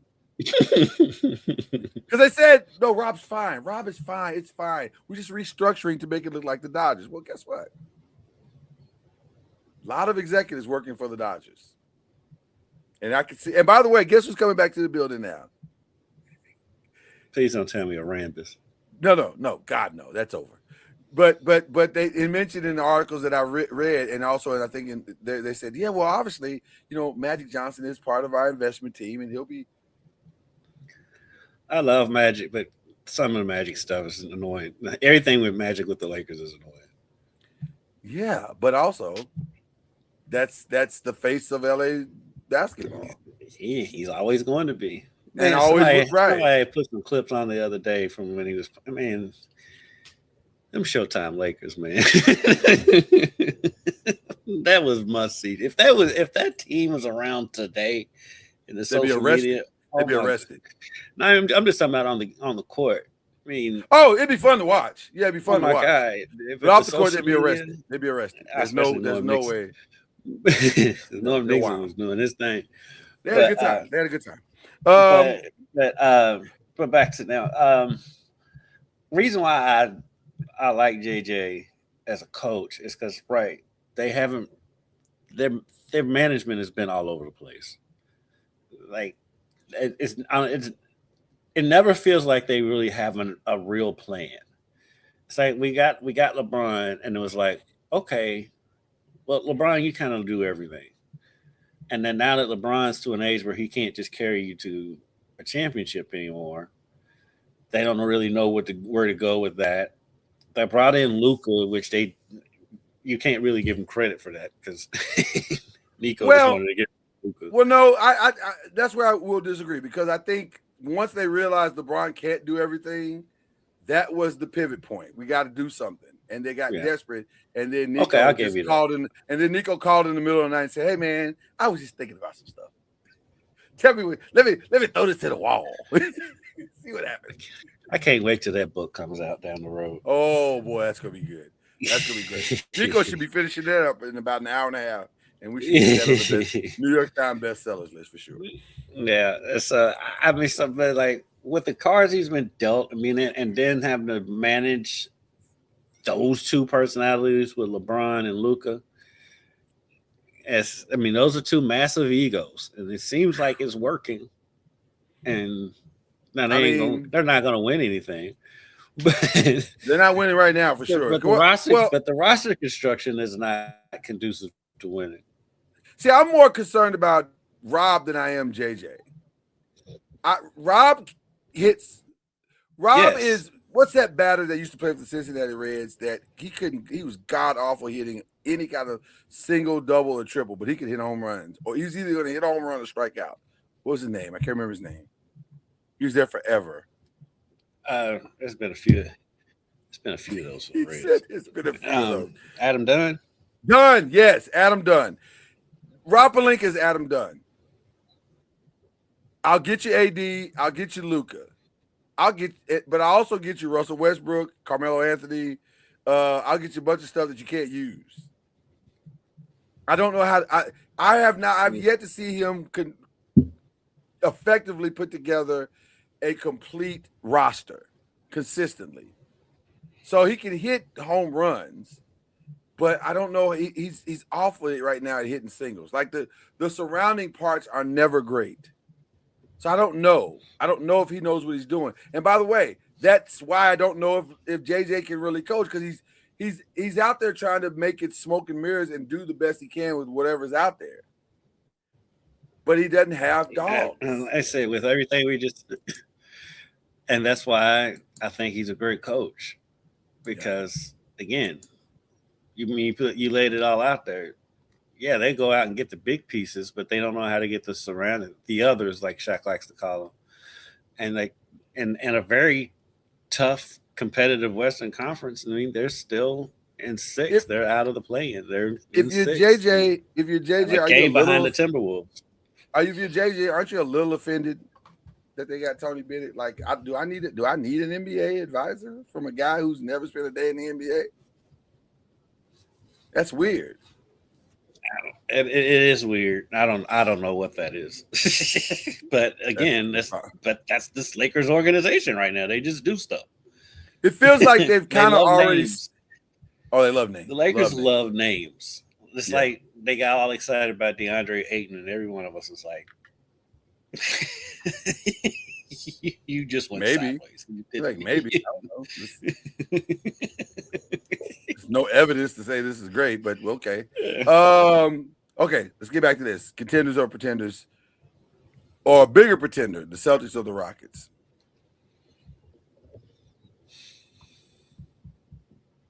Because while Jaylen Brown is playing great, and everybody's so in love with Peyton Pritchard all of a sudden, he busted the Lakers up. They've been in love with Peyton Pritchard for a couple seasons now.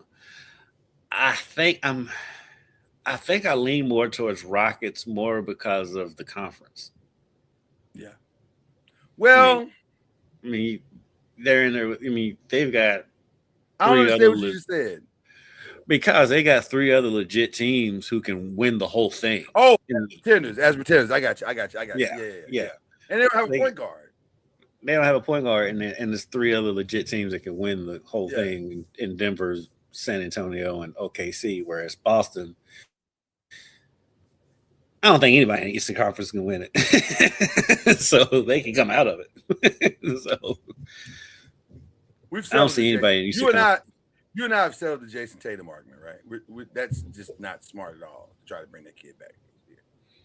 Only reason why I can see it is because of Jason Tatum, the person that he is. He's not the superstar that's going to come in and be like, okay, I'm a superstar again. He will take us a backseat. He will do whatever the team. I don't think he'll mind Jalen running things for the rest. All the more reason why they should not do it. I wouldn't do it. I wouldn't do it just for the health of Jason Tatum. That's what I'm saying. If you're not gonna come back and be Jason Tatum, then what's the point? Well, I think they got to. They're doing well. They're the second in the conference.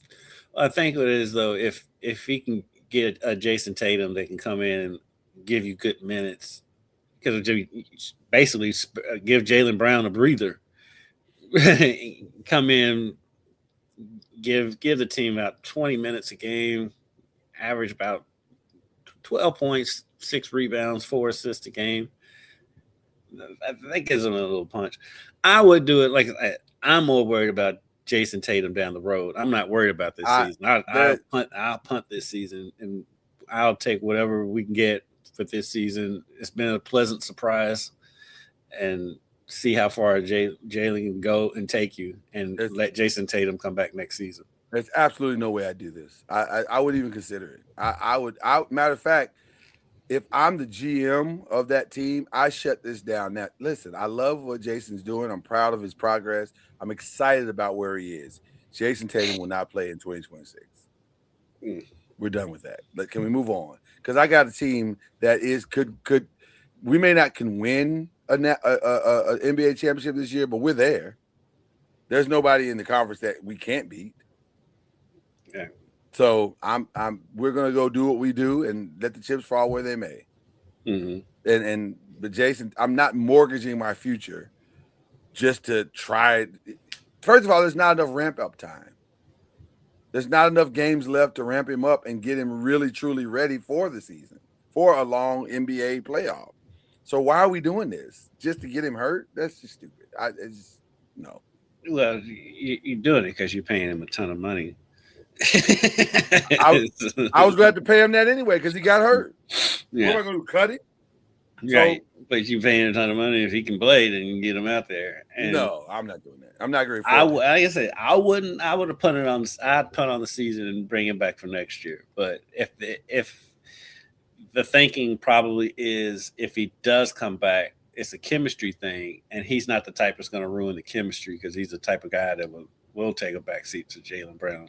Learn from your experience is the best teacher, but you don't have to take every class. Golden State did the exact same thing with Klay Thompson. And what happened? He tore his Achilles. No, he tore his ACL. They pushed him to be back and ready for the front of the season, only to get him in training camp, and he tears his Achilles. It's not worth it. It's just slow walk it and get him there when he gets there. Let him move at a reasonable pace and get him there when he gets there. And it's fine to take a few extra months to get him there. It's fine.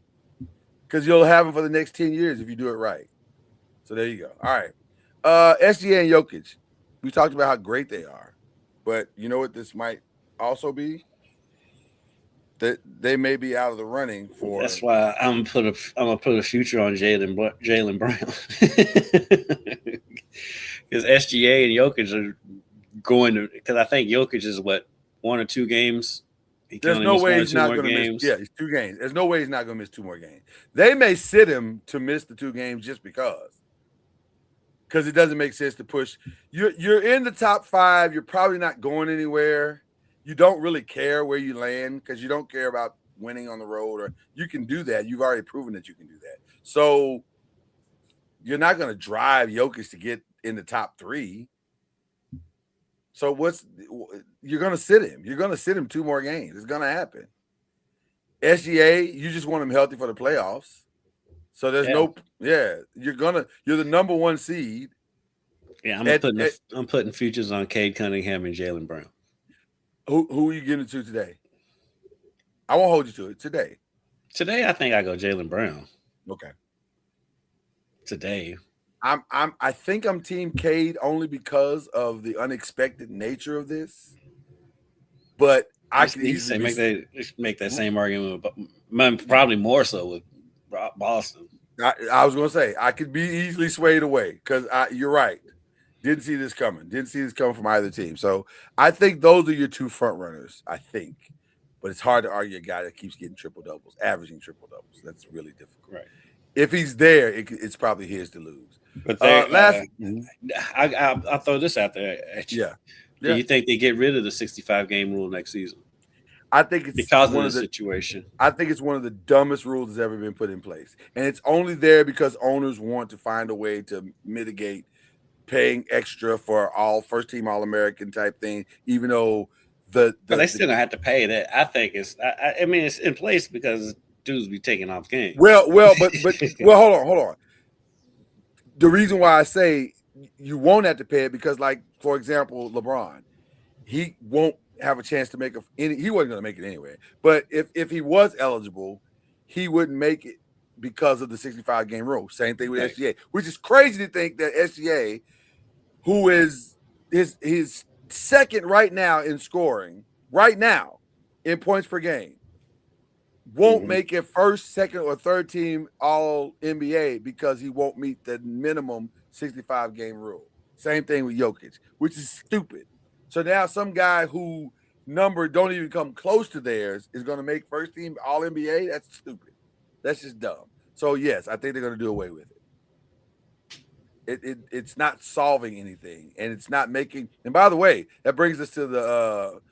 I'm going to skip over to question 8 instead of question 7. That brings us to this conversation about tanking. How do you think about the ideas? I don't like what I've heard so far. I don't understand what are their ideas for rules. I mean, they're trying to muck around with draft picks, draft positioning. I don't know. I mean, I get it because the paying customer. You want to look out for the paying customer, and it is annoying because like you buy tickets to the game, you don't know who's going to be there. And so at the same time, these teams that are tanking are bad, and so their arenas are half empty anyway. So, what paying So- customer are you really looking out for? Yeah. So that's so funny. The one that's kind of got all this started was the Jazz. Yes, And because here's what the stuff they was doing was like so blatant. I think it's what it is. It's because it's blatant. When you know it's a close game in the fourth quarter and you don't put your starters back in the rest of the game. so I think that's what it is because there's always been tanking, but it's been more subtle than that. They just Right. been right out front. Hey, but we're but it's worse than that, Kendrick, because with the Jazz, I need people to take in, because it feels like this is not an NBA problem. This feels like this is a Danny Ainge problem.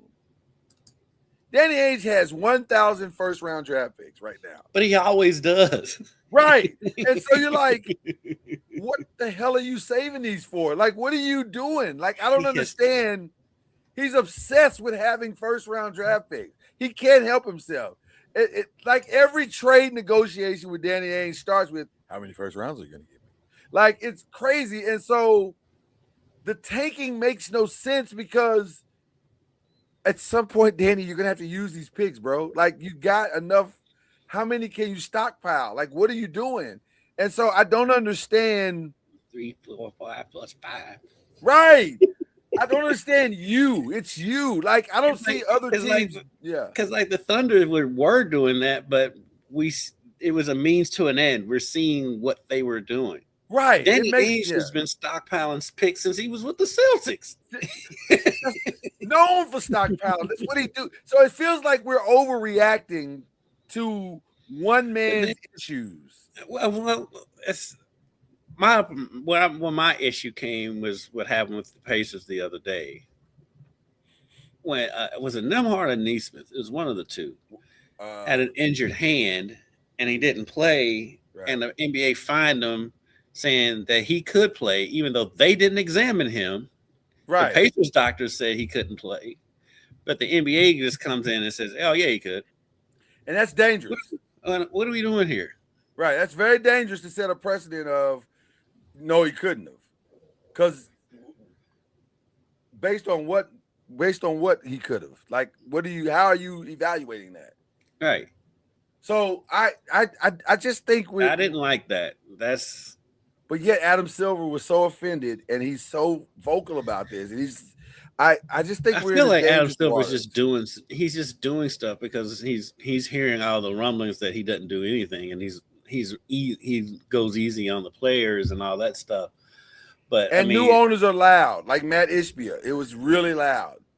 Yeah. And so you're trying to squelch some of that noise as well. Yeah, and I get it, but you got to do it in a smart way, and like being heavy-handed. It doesn't feel like the answer. Yeah, I'm with you. I didn't like that one at all, and I do generally like Adam Silver, but I did not like that. I don't. And we're essentially talking about 4 problems all at the same time that are converging all at the same time. Number one, you're talking about draft positioning, right? You're talking about fan experience, but you're also mucking around with all NBA, which essentially messes around with people's money. There's a lot going on with these decisions, and you got to be. Go ahead. And and you brought up a point with the All NBA stuff that I hadn't even thought about, because I was like, well, yeah, the owners still have to pay that incentive with the All NBA players, but like you said, and what I didn't think about is like, yeah, but like paying, and no disrespect to Norman Powell, but paying Norman Powell's incentive for All NBA is much different than paying LeBron James' incentive for All NBA. So yeah, that's crazy. I didn't even think about it like that. But yeah, you hit the nail on the head on that one. Because Norman Powell, who leads the Miami Heat in points per game, could theoretically get third-team All-American or All-NBA. And guess what? He qualifies for it now. All right, the max, but You paying Norman Powell $300 million? Right. Exactly. That's crazy. And I mean, like your boy Austin Reeves. I mean, I've been saying all he's not season. going to qualify for anything this year either. He's missed too many games too, I think. Right. I think he disqualified himself, which But- is the Lakers like. But again, paying him that incentive is much different than paying Luka that incentive. Way different. So yeah, I agree 1,000% on that. By the way, speaking of Matt Ishbia, offered $1 million to the All-Star weekend, saying if you get in the dunking contest, I'll put up the $1 million. If you get in the 3-point contest, I'll put up the $1 million for you. I mean, is that going to incentivize guys? Incentivize Matt McClung, because that's probably more than what he's making right now. Right. That's the thing. It's like $1 million to the stars is nothing. Yeah, Matt McClung is all in. He's in the NBA dunking contest next year for that $1 million. Yeah, that's more than he's getting his whole year's salary in the G League. Of course he is. He should be. Yeah. But like $1 million is not going to get a Ja Morant in the dunk contest. No. Well, actually, this one. You know what? Hold on. We might have just stumbled into something. By joking, we might have stumbled into something. That might be one of the smartest ideas you come up with on this show. I said it a few weeks ago. That man needs a character and image. He needs a name, image, and likeness rehab. Yeah, I said a few weeks ago he needs to get in the dunk contest. That might be the way to do it. That might be the way, because how exciting would it be to see a Matt McClung versus a Ja Morant? I'd pay for that. I'd pay for that. And most likely Matt McClung will win. 1,000%. Ja has no shot. He's got more time to work on all these dunks than Ja does. Ja's got an actual season to play. Right. But for rehab, character rehab, because we're constantly complaining about stars not being in the dunk contest. Yeah. It would be a good idea for Ja to jump in it. It'd be a great idea. I think you might long ago when Jaylen Brown was in the dunk contest and it was a star. Now Jaylen Brown when was he in it? It was bad. It's just a couple years I would think that Jaylen Brown in the dunk contest is not going to go well. It was bad. It was just a couple years ago. Was it? Jeez, that's how bad it was. I don't even remember it. I remember it all. Okay, let's get to the rest of the stuff. And unfortunately, very, very unfortunately, this one hits a little close to home for us. It's personal in some aspects. Not that we were deep friends with this young man or anything like that, but we have watched his career. We've watched him grow up. He's man from around the way kind of thing. You know what I mean? And it's one of the, I'm gonna be honest with you, for me, it's one of the most heartbreaking stories in a long time, because I always liked the kid. I just thought he was special. And to see, and then by the way, with all due respect to New Albany don't get a lot of like superstars. And Rondell was that for them. He was the community, one of the community, I don't say icon, that sounds like strong, but maybe icon. Like he's up there. It is weird because the dynamic, the neighborhood that he grew up in did produce. Well, yeah, you know what? Yeah, they did. That's a great point. No, Rondell. I mean, no, New Albany doesn't produce a lot of big time athletes, but they had a run there because it was Rondell, it was Sean East, he was playing in the NBA Futures game. Yeah, and then why am I blanking on his name?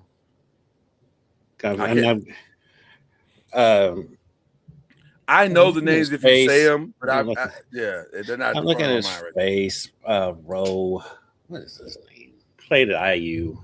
He's bounced around the league. Yeah, I can't think of his name right now either. I feel bad because I talk about this kid all the time. As soon as you say it, I'm like, oh yeah, that's right. And I'm thinking about his nickname and Romeo Langford, because his nickname is Rowe. That's why I kept saying Rowe. Yes. But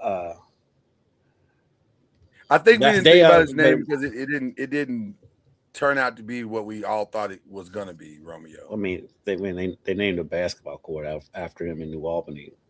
No, I'm talking about like professionally. Yeah, I know. That's not saying they named a basketball court after him when before he played in college. Right before he ever played the game. Right. Yeah. He was that good. But Shawnee's, Romeo, Rondell, and it's another kid that played football at U of L last year. They all grew up in the same neighborhood.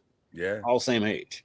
Yeah. And so they were amazing. So they did have a run. But yeah, back to Rondell. I covered Rondell in high school, and he was always very pleasant, nice kid, kind of quiet kid. But man, he was so good. He was such a player. And he had a play in a playoff game where he caught a pass over the middle and literally just stopped in the middle of the field and then took off. And he was so fast, wasn't nobody gonna touch him. This is a playoff game. So he was so good. And they were all 3 Purdue player of all time. We're talking Drew Brees, we're talking Rondell and other. I'm sure there's some linemen in there. Right. Other, but yeah. Rondell's in the conversation, top 5 for sure. And speaking about Rondell and that neighborhood, Rondell was out there at the Futures game visiting Chinese for that. So and that was a week later, and it was a week before everything happened. So it's brings us to a much needed statement, and we can't say this enough to anybody that watches our show. Guys, if you're having any type of struggles, talk to somebody. Don't suffer in silence. Talk to a pastor, a friend. Hell, talk to the barber, your barber, whatever. Just talk to somebody and just say, I'm hurting, I need help. And just be honest about where you are, and don't suffer in silence, please. And because it's so crazy, because I interviewed Rondell's trainer the other day, who he talked to every day. Yeah, had no idea. Sean, it was that bad. Yeah, and like because he works out the same trainer, him and Sean, and the trainer was telling me Sean was like, and like they grew up together. And Sean was like, I had no idea it was to this point. And then former wide receiver, NFL, played for the Bengals in Arizona, AJ Green, who played with Rondell in Arizona. Them two are really close. And his trainer was like, he didn't know. And like nobody knew that he was to this point. And so, yeah, I think he just kept everything inside. Because I say he's a quiet dude. Yeah. And, but his trainer also told me, is like, because his trainer works out. It's hilarious because Brian, his name is Brian Brooks. He works out like a lot of professional athletes. He also works out some high school athletes from in the basement of his house. Right. And so, but the professional athletes love it because they don't have to go to a gym and everybody's looking at them and all that stuff. They can get their work in without being bothered. And so he was like, I talk to him every day. He's like, we talk every day. And like Rondell took on, when the high school kids was in there, he took a total interest in them, got to know them, and then even Brian's kid, his 9-year-old son, was like really close to Rondell. So yeah, I think he's just the type of person that just kept everything inside. So I'm going to reveal something that I've never revealed on any of our shows, and I'm going to reveal it now for the sake of this argument. Full disclosure, I am a certified suicide counselor. I did that years ago, just because I was the place I was working at the time. They needed somebody to do it, and so I was like, I'll do it. And so I took the classes and went through the training. And so I'll say this: the signs are not always obvious, but they are there. They are consistently there if you know what to listen for. And so, I totally understand what Brian said. I didn't see it. Most people don't see it, nor do they think to ask. But I'll just say, on surface, check on your so-called strong friends all the time. And that's what Brian said. He said the saying is check on your peoples. He's like, but also check on the people who check on the people. Yeah, because they may not be doing as well as you think they are. So just check in, and ask them the hard questions and see how they respond. And if anything in you rises up to their response, pull him to the side and say, let's go get some coffee. Let's go talk. Let's figure some things out. And that's all we'll say about it right now. But yeah, I'm prayers up for his family and the community as a whole. The community has been rocked by this. This is not a small thing in New Albany, Indiana. I can promise you that. And New Albany, for people who don't know, New Albany is essentially a suburb of Louisville. Yeah, that's really all it is. Across the bridge. It's just in another state, right? Yeah, right. Yeah, but it is across definitely the bridge. something. Yeah, exactly. So we won't obviously end on such a sad note. But we do have breaking news. The trades have begun. The New York Jets are sending defensive end Jermaine Johnson to the Tennessee Titans in exchange for Vondre Sweat.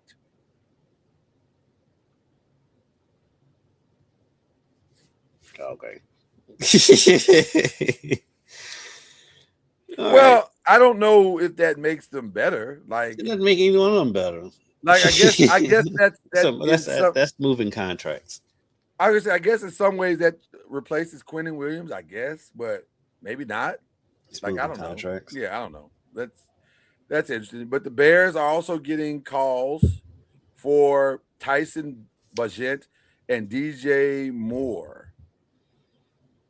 Yeah, the DJ Moore, when I heard his name come up the other day, that one kind of surprises me because he was brought in to be the man there. Well, that worked out. Yeah, because Roma Dunze came on, but Roma Dunze gets hurt. He does a lot. And plus, I like the 1-2 punch of those two. I do too. And so, and then also the Bears are allowing Tremaine Edmonds to seek a trade. 26-year-old linebacker that's made the Pro Bowl is weird. Like, do they just not want to pay anybody? Is that where we are? They just don't want to pay anybody? I mean, these dudes are talking about moving to Gary, Indiana. So, are talking about that. I heard that, and I was like, really? And like, Gary, Indiana? And when I first heard the story, I was like, oh, whatever. They're just leveraging Chicago for a new stadium. But it's really gaining legs. Like, Gary got money like that? Or the land's cheaper? The land's cheaper, and it's the state of Indiana. They want it. Like, the state of Indiana is going after it hard. And so, and actually, I think it may have, let me double check that, because it was Gary, but now I think it's somewhere else in Indiana, but it's still in the same general area. And like New Albany, Gary, Indiana is just a suburb of Chicago. Anyway. It's more Chicago than it is Indiana. That's weird to me. I don't know what's going on up there, but shout out to the mayor of Chicago, who's about to lose the Bears. How'd you like that on your resume? How'd you like that on your re-election resume? I'm the mayor that lost the Bears. Hammond, Indiana. Yeah, Hammond. Hammond's got a little dough. I think that's why they're doing it. Hammond's got a little dough, if I remember correctly. Because Hammond's near French Lake, right? That's wild. It is wild. It is very, very wild. I mean, it might be a little bit further north than French Lake, because French Lake is not that far from here. Yeah. And all right. I would think it's a little bit further north because that's French Lake. I mean, that's so close to Indianapolis. I think that'd be further north. Maybe further north. Okay. Kyle and Arizona have not even spoken. They've had no conversations. I mean, if you are a team that needs a quarterback, is that it depends on. I think it depends on where you are as far as your future. Every free agency / pre-draft article that I've seen has Malik Willis at the top of that draft and Mac Jones.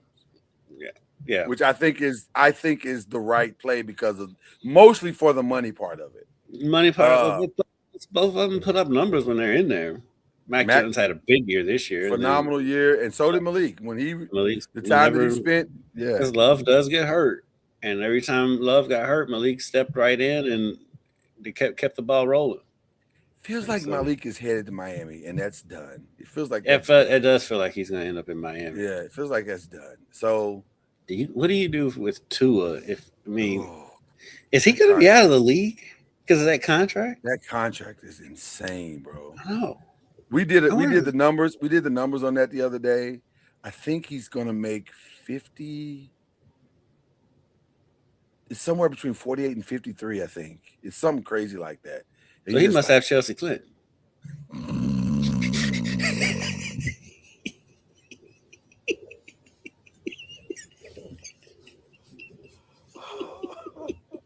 you've done that so many times, and yet every time you do it, it's perfectly placed, perfectly timed, and hilarious every single time. Jesus. Oh my God, it's so funny. Who do you think he is? Chelsea Clinton? every time I hear $50 million, this person $50 like, million. I think he got Chelsea Clinton. $50 million. Oh my God, that's so funny. I don't know what you do with Tua. I don't know what you do with Kyler, if I'm being honest. Well, at least Kyler's contract isn't insane. It ain't Like, even his contract for me. It's not the contract. I don't know. It's Kyler is a everything that wee comes. tiny man. He's a wee tiny. He's electrifying. He is good. With him, for me, with him, it's not on the field. It's the off the field stuff. When they got to put incentives in your contract for you to study, I am concerned. Right. Yeah. I am deeply concerned. Yes. I hadn't even heard of that before. I was like, really? You don't Right. want to study? Like, what are you doing? Like, are you trying to build your Twitch following? Like, what are you doing? I don't understand what's happening. I'm sitting on Call of Duty all day. I'm like, that's weird. That's just weird. So yeah. So those are the red flags for me. It's not on the field. I think on the field, the only thing that worries me about him on the field is he is injury prone. But when he's out there and he's playing, he's fine. But here's the problem, though. If you're the Jets, unless you trade up to get Fernando Mendoza, which, by the way, I think they should do, because the Raiders should not do that. I just think the Raiders, that's a mistake. Brady wants a quarterback. I know, but I think it's a mistake. I think if I was the Raiders, I think it makes way more sense to go get Mac Jones than it does to go gamble on a guy who is not your day one starter. He's just not. I like Fernando Mendoza, and I think he's a first round of all the quarterbacks that are in this upcoming draft. He's the most first round that's there, because which brings up, by the way, the combine starts today, and they announced that Drew Allar is going to throw. Now, I don't know what that means. I don't know how well a guy throws off of a torn ACL, but I say he's one that would benefit from throwing. He has no choice. There's no other path for him to get to the NFL but to throw at the combine. Because if you're looking at tape, he's not draftable. I don't think he's draftable. So I don't know. I understand why he's doing it. I don't think it's going to help him. It'll help him because teams are going to want to see. I mean, it's going to help. Where would you draft him? Where would you draft? You're not drafting him in the first 4 rounds, 5 rounds. Yeah, but if he doesn't throw, he's not going to get drafted at all. He'll get drafted. I mean, he has to prove that he's back from his ACL more than anything. But I can't remember one Drew Allar play. And he said, didn't he lead a comeback against Oregon? Didn't he do that? Wasn't that him? If you want to say he did, but I felt like it was more the tight end made the plays more so than he. Somebody had to get him the ball. Somebody did have to give him the ball, but with his catch radius, not sure how hard that was. Like the kid could get. That's why the kid went first round, and that's why he's on the Indianapolis Colts right now, because he can catch anything. He arguably could be the best receiver on that. I think what was plus with Drew came in with so much hype coming in. He's had a lot of injuries, and he played for Penn State. Yeah. I don't know why he went there in the first place. Yeah, he's an awful offensive thing. Yeah. So I feel think bad for him coming off an ACL. He'll benefit from throwing. And you know how this stuff works, Lloyd. We've seen it. Yeah, he can come in there and tear it up in the combine, and all of a sudden he'll shoot up the draft board. So, and tape be damned. Well, now listen. The one thing that Byron did say: the good teams don't need the combine, but the bad teams will be fooled in the combine every single time. Jets. Every single time. Every single time. He was amazing. Jets. Colts, Raiders. Really, if we were talking about that, the Colts got fooled in Yep. Anthony Richardson. Like, Yep. So I don't know. It's interesting though. The combine starts today. It should be interesting. All right, let's get into some fun stuff before we get out of here. This announcement makes me so happy because tonight is the finale of the Traders, but that's not the announcement. Kendrick, Good, please 'cause I'm tell still- them. I'm still what on the the first announcement is. season.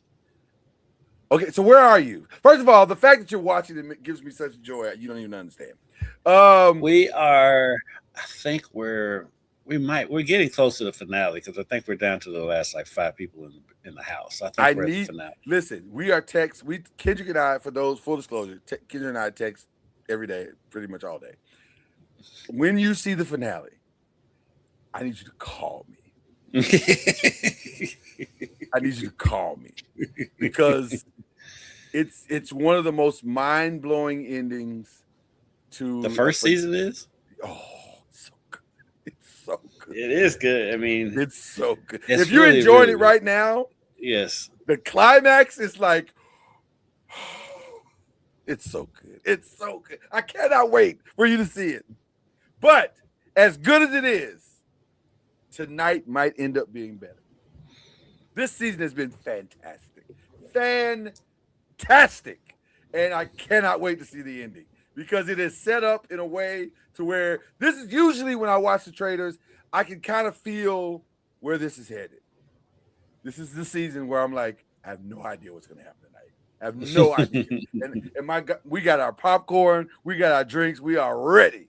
I cannot wait. But I need you to call. Huh? Isn't tonight's finale a 2-parter? No, I think I saw that. It's 2-part in the sense is they're going to do the finale and then they're going to have the reunion show. So yes.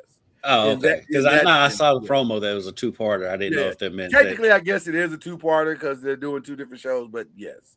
Okay. Because I was confused because I was thinking maybe they're splitting it up to two weeks. No. I don't think they don't normally do that. They don't normally do that. But it's so good. It's so good. It is very good. Oh, it's so good.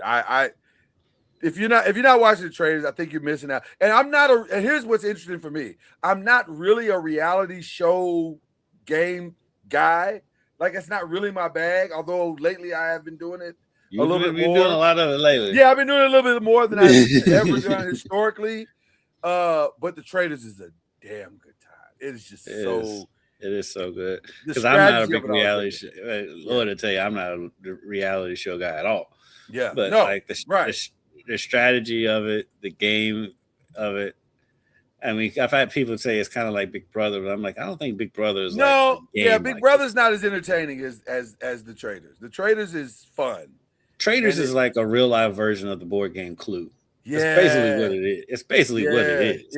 It is. It is. But it's just really good. It's a good time. Okay. I blame my wife for this. She got me on The Night Agent. Never heard of that. I hadn't heard of it either. And matter of fact, my brother and my wife got me on this. They were like, you got to watch it. You got to watch it. And I was like, okay. It's on the 3rd season. The 3rd season just came out. I binged the first 2 seasons in 3 days. It's that good. What is it on? It's on Netflix. And here's the problem with it. They keep releasing it around massive shows like Love is Blind and Bridgerton. So it gets lost in the thing. But right now it's currently number 1 on Netflix. Although Bridgerton was released about 2 hours ago, so that's going to be over. So, right. I watched the first season of Bridgerton, but I never came back. I've enjoyed it. I hate to admit it, but I enjoyed it. I liked the first season, but like when I saw the promo for the second season, it didn't do anything for me. The second season was just okay. The 3rd season was outstanding. Okay. Because the girl that is like the focal point of what Bridgerton is, it was her time to fall in love. And it was so now she's balancing the whole secretive thing she does with her own love life. And it was like, oh, now this is darn interesting. This is good. So it turned out because I was under the impression that they were standalone seasons. Are they not? They are. They're all standalone seasons. I thought so. Okay. The only thing that's a constant is her thing, what she does. I don't want to spoil it for people who haven't seen it. But that's the only constant in every season. And so they highlighted that in season 3. and it turned out to be very, very, very, very good. Season 4 so far is actually really good too. They'll conclude it. I think they just dropped the second set of the episodes to the end, so they'll be interesting to see how that ends. But Paradise is out now. And Paradise, I was gonna say that's my final one. Paradise is out. Shout out to my. Go ahead. I watched the first. Well, I tried to watch the first 3 episodes. I fell asleep on the 3rd episode, but it's really good so far. It's a lot of build up. Shout out to one of my favorite content creators, Angel Lakita Moore, who is from Kentucky. Went to the University of Kentucky, graduated, and went to Lexington and everything. Is from Lexington or whatever. But she is in the literally the first, spoiler alert, first scene of Paradise. Like that first whole thing that's going on in the beginning of Paradise, episode 1, that's her. She's the black girl in that. Oh, I have to go back and look at it. Yeah, I was like, oh, look at you, girl. Sort of thing. Out of here. Shout out to Kentucky. It makes sense why there's so many Kentucky references in that show. Yes, they were giving some love. Yeah, there's even a small reference to Kentucky in the second or 3rd episode of the 2nd season. Okay, yeah, it is. We talked about Jesse Jackson, didn't we? Or no? Yeah, okay, we did. Okay, that's what I thought we did. I had it in the queue. And because you tried to humble flex me for saying I saw him in the airport. I did. I didn't try. Didn't try to do anything. A humble flex track. You know what happened. Okay. Let's give BLEAV the shout outs. Can we give some shout outs? Who we shouting out today, sir? Shout out Paris Jones. Met him last night. Former UVA player, played at Virginia. That had a very scary injury in a football game against Louisville where he was almost paralyzed. And the irony of the whole situation is he's now getting his. Let's say he's finishing up his education. I can't remember if it's his master's or what exactly he's getting, but he's finishing up his degree at Louisville. And so I met him last night. Great dude. I got his phone number, so I am going to do a story on him eventually. Hopefully, he's probably going to graduate in May. Hopefully, he doesn't. Hopefully, he doesn't graduate until the winter. But anyway, great guy, great smile. It's great to see him up and walking, and he was at a charity event last night that was put on by the surgeon who actually performed the surgery that saved him. And so, extremely nice guy. I'm glad to meet him. So, shout out to Paris. One of the craziest full circle moments I've ever heard. Yes. I don't think I've ever heard of a guy saying, hey, you know what? The place I almost got paralyzed at, I like it. I like it. Yeah, I'm looking forward to you doing that story. And by the way, shout out to you for that story about Rondale. That was really, really solid. It was really, really, really solid. But you always do good stuff. That's our guy, Kendrick Haskins.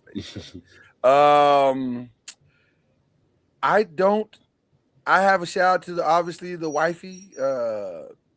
I'm so proud of her. She's on she and I are continuing our health journey, and she's out here in these streets doing her walking. And so I'm proud of her to get out here doing her walking every day, looking as good as she do. You know what I'm saying? Yeah. So I'm excited about that. I've got another hilarious shout out. Okay, give it to me. It gives you a good idea of where all of this comes from. Shout out to my parents who celebrated their wedding anniversary, and they forgot it was their anniversary. The only reason why they remember is because my sister called to wish them happy anniversary. But you know what the best part of that story is, though, Kendrick? It didn't bother them not one bit. No, they've never really celebrated their anniversary. Like, ever. They never really have. And so like, oh, yeah, that's right. Yeah, the only reason why they remember is because my sister called to wish them happy anniversary. let me be very clear about the next statement that's about to come out of my mouth. That is never going to happen in this house. Not remember my anniversary. Absolutely not, sir. Well, that's because you were strategic about it. I was. Matter of fact, just because you said that, I think I deserve this. And that was a humble flex. Because if you know, you know. Next week, big week for me. It's the most strategic thing I've ever heard of it. You know, you was using diabolical a lot last week. Haven't used it this week, but that's diabolical. Well, listen, because she was diabolical. How you going to get engaged to somebody before you tell them what your birthday is, and then spring it up on them? Oh, by the way, my birthday is 5 days after Christmas. Okay, you want to play that game? I got you. Shout out to my boy Ian that I work with, because this commercial for the Elimination Chamber just popped up on my iPad. My boy Ian's going to that. It's gonna be a good time. It's his first pay-per-view. It's gonna be a good time. It's gonna be a good time. I expect full foolishness this weekend at the Elimination Chamber. Ian's one of the funniest people I know, by the way, sales are dramatically down.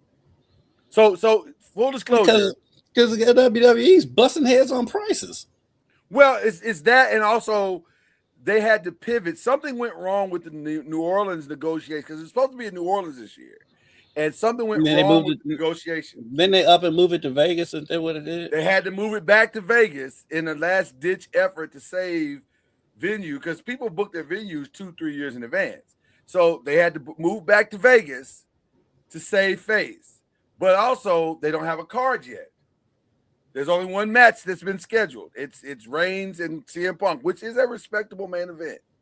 But there's no other card. So sales are dramatically down. And people are just kind of waiting. They're holding their dollars back like, we'll see what happens. So they got to hit a home run Saturday.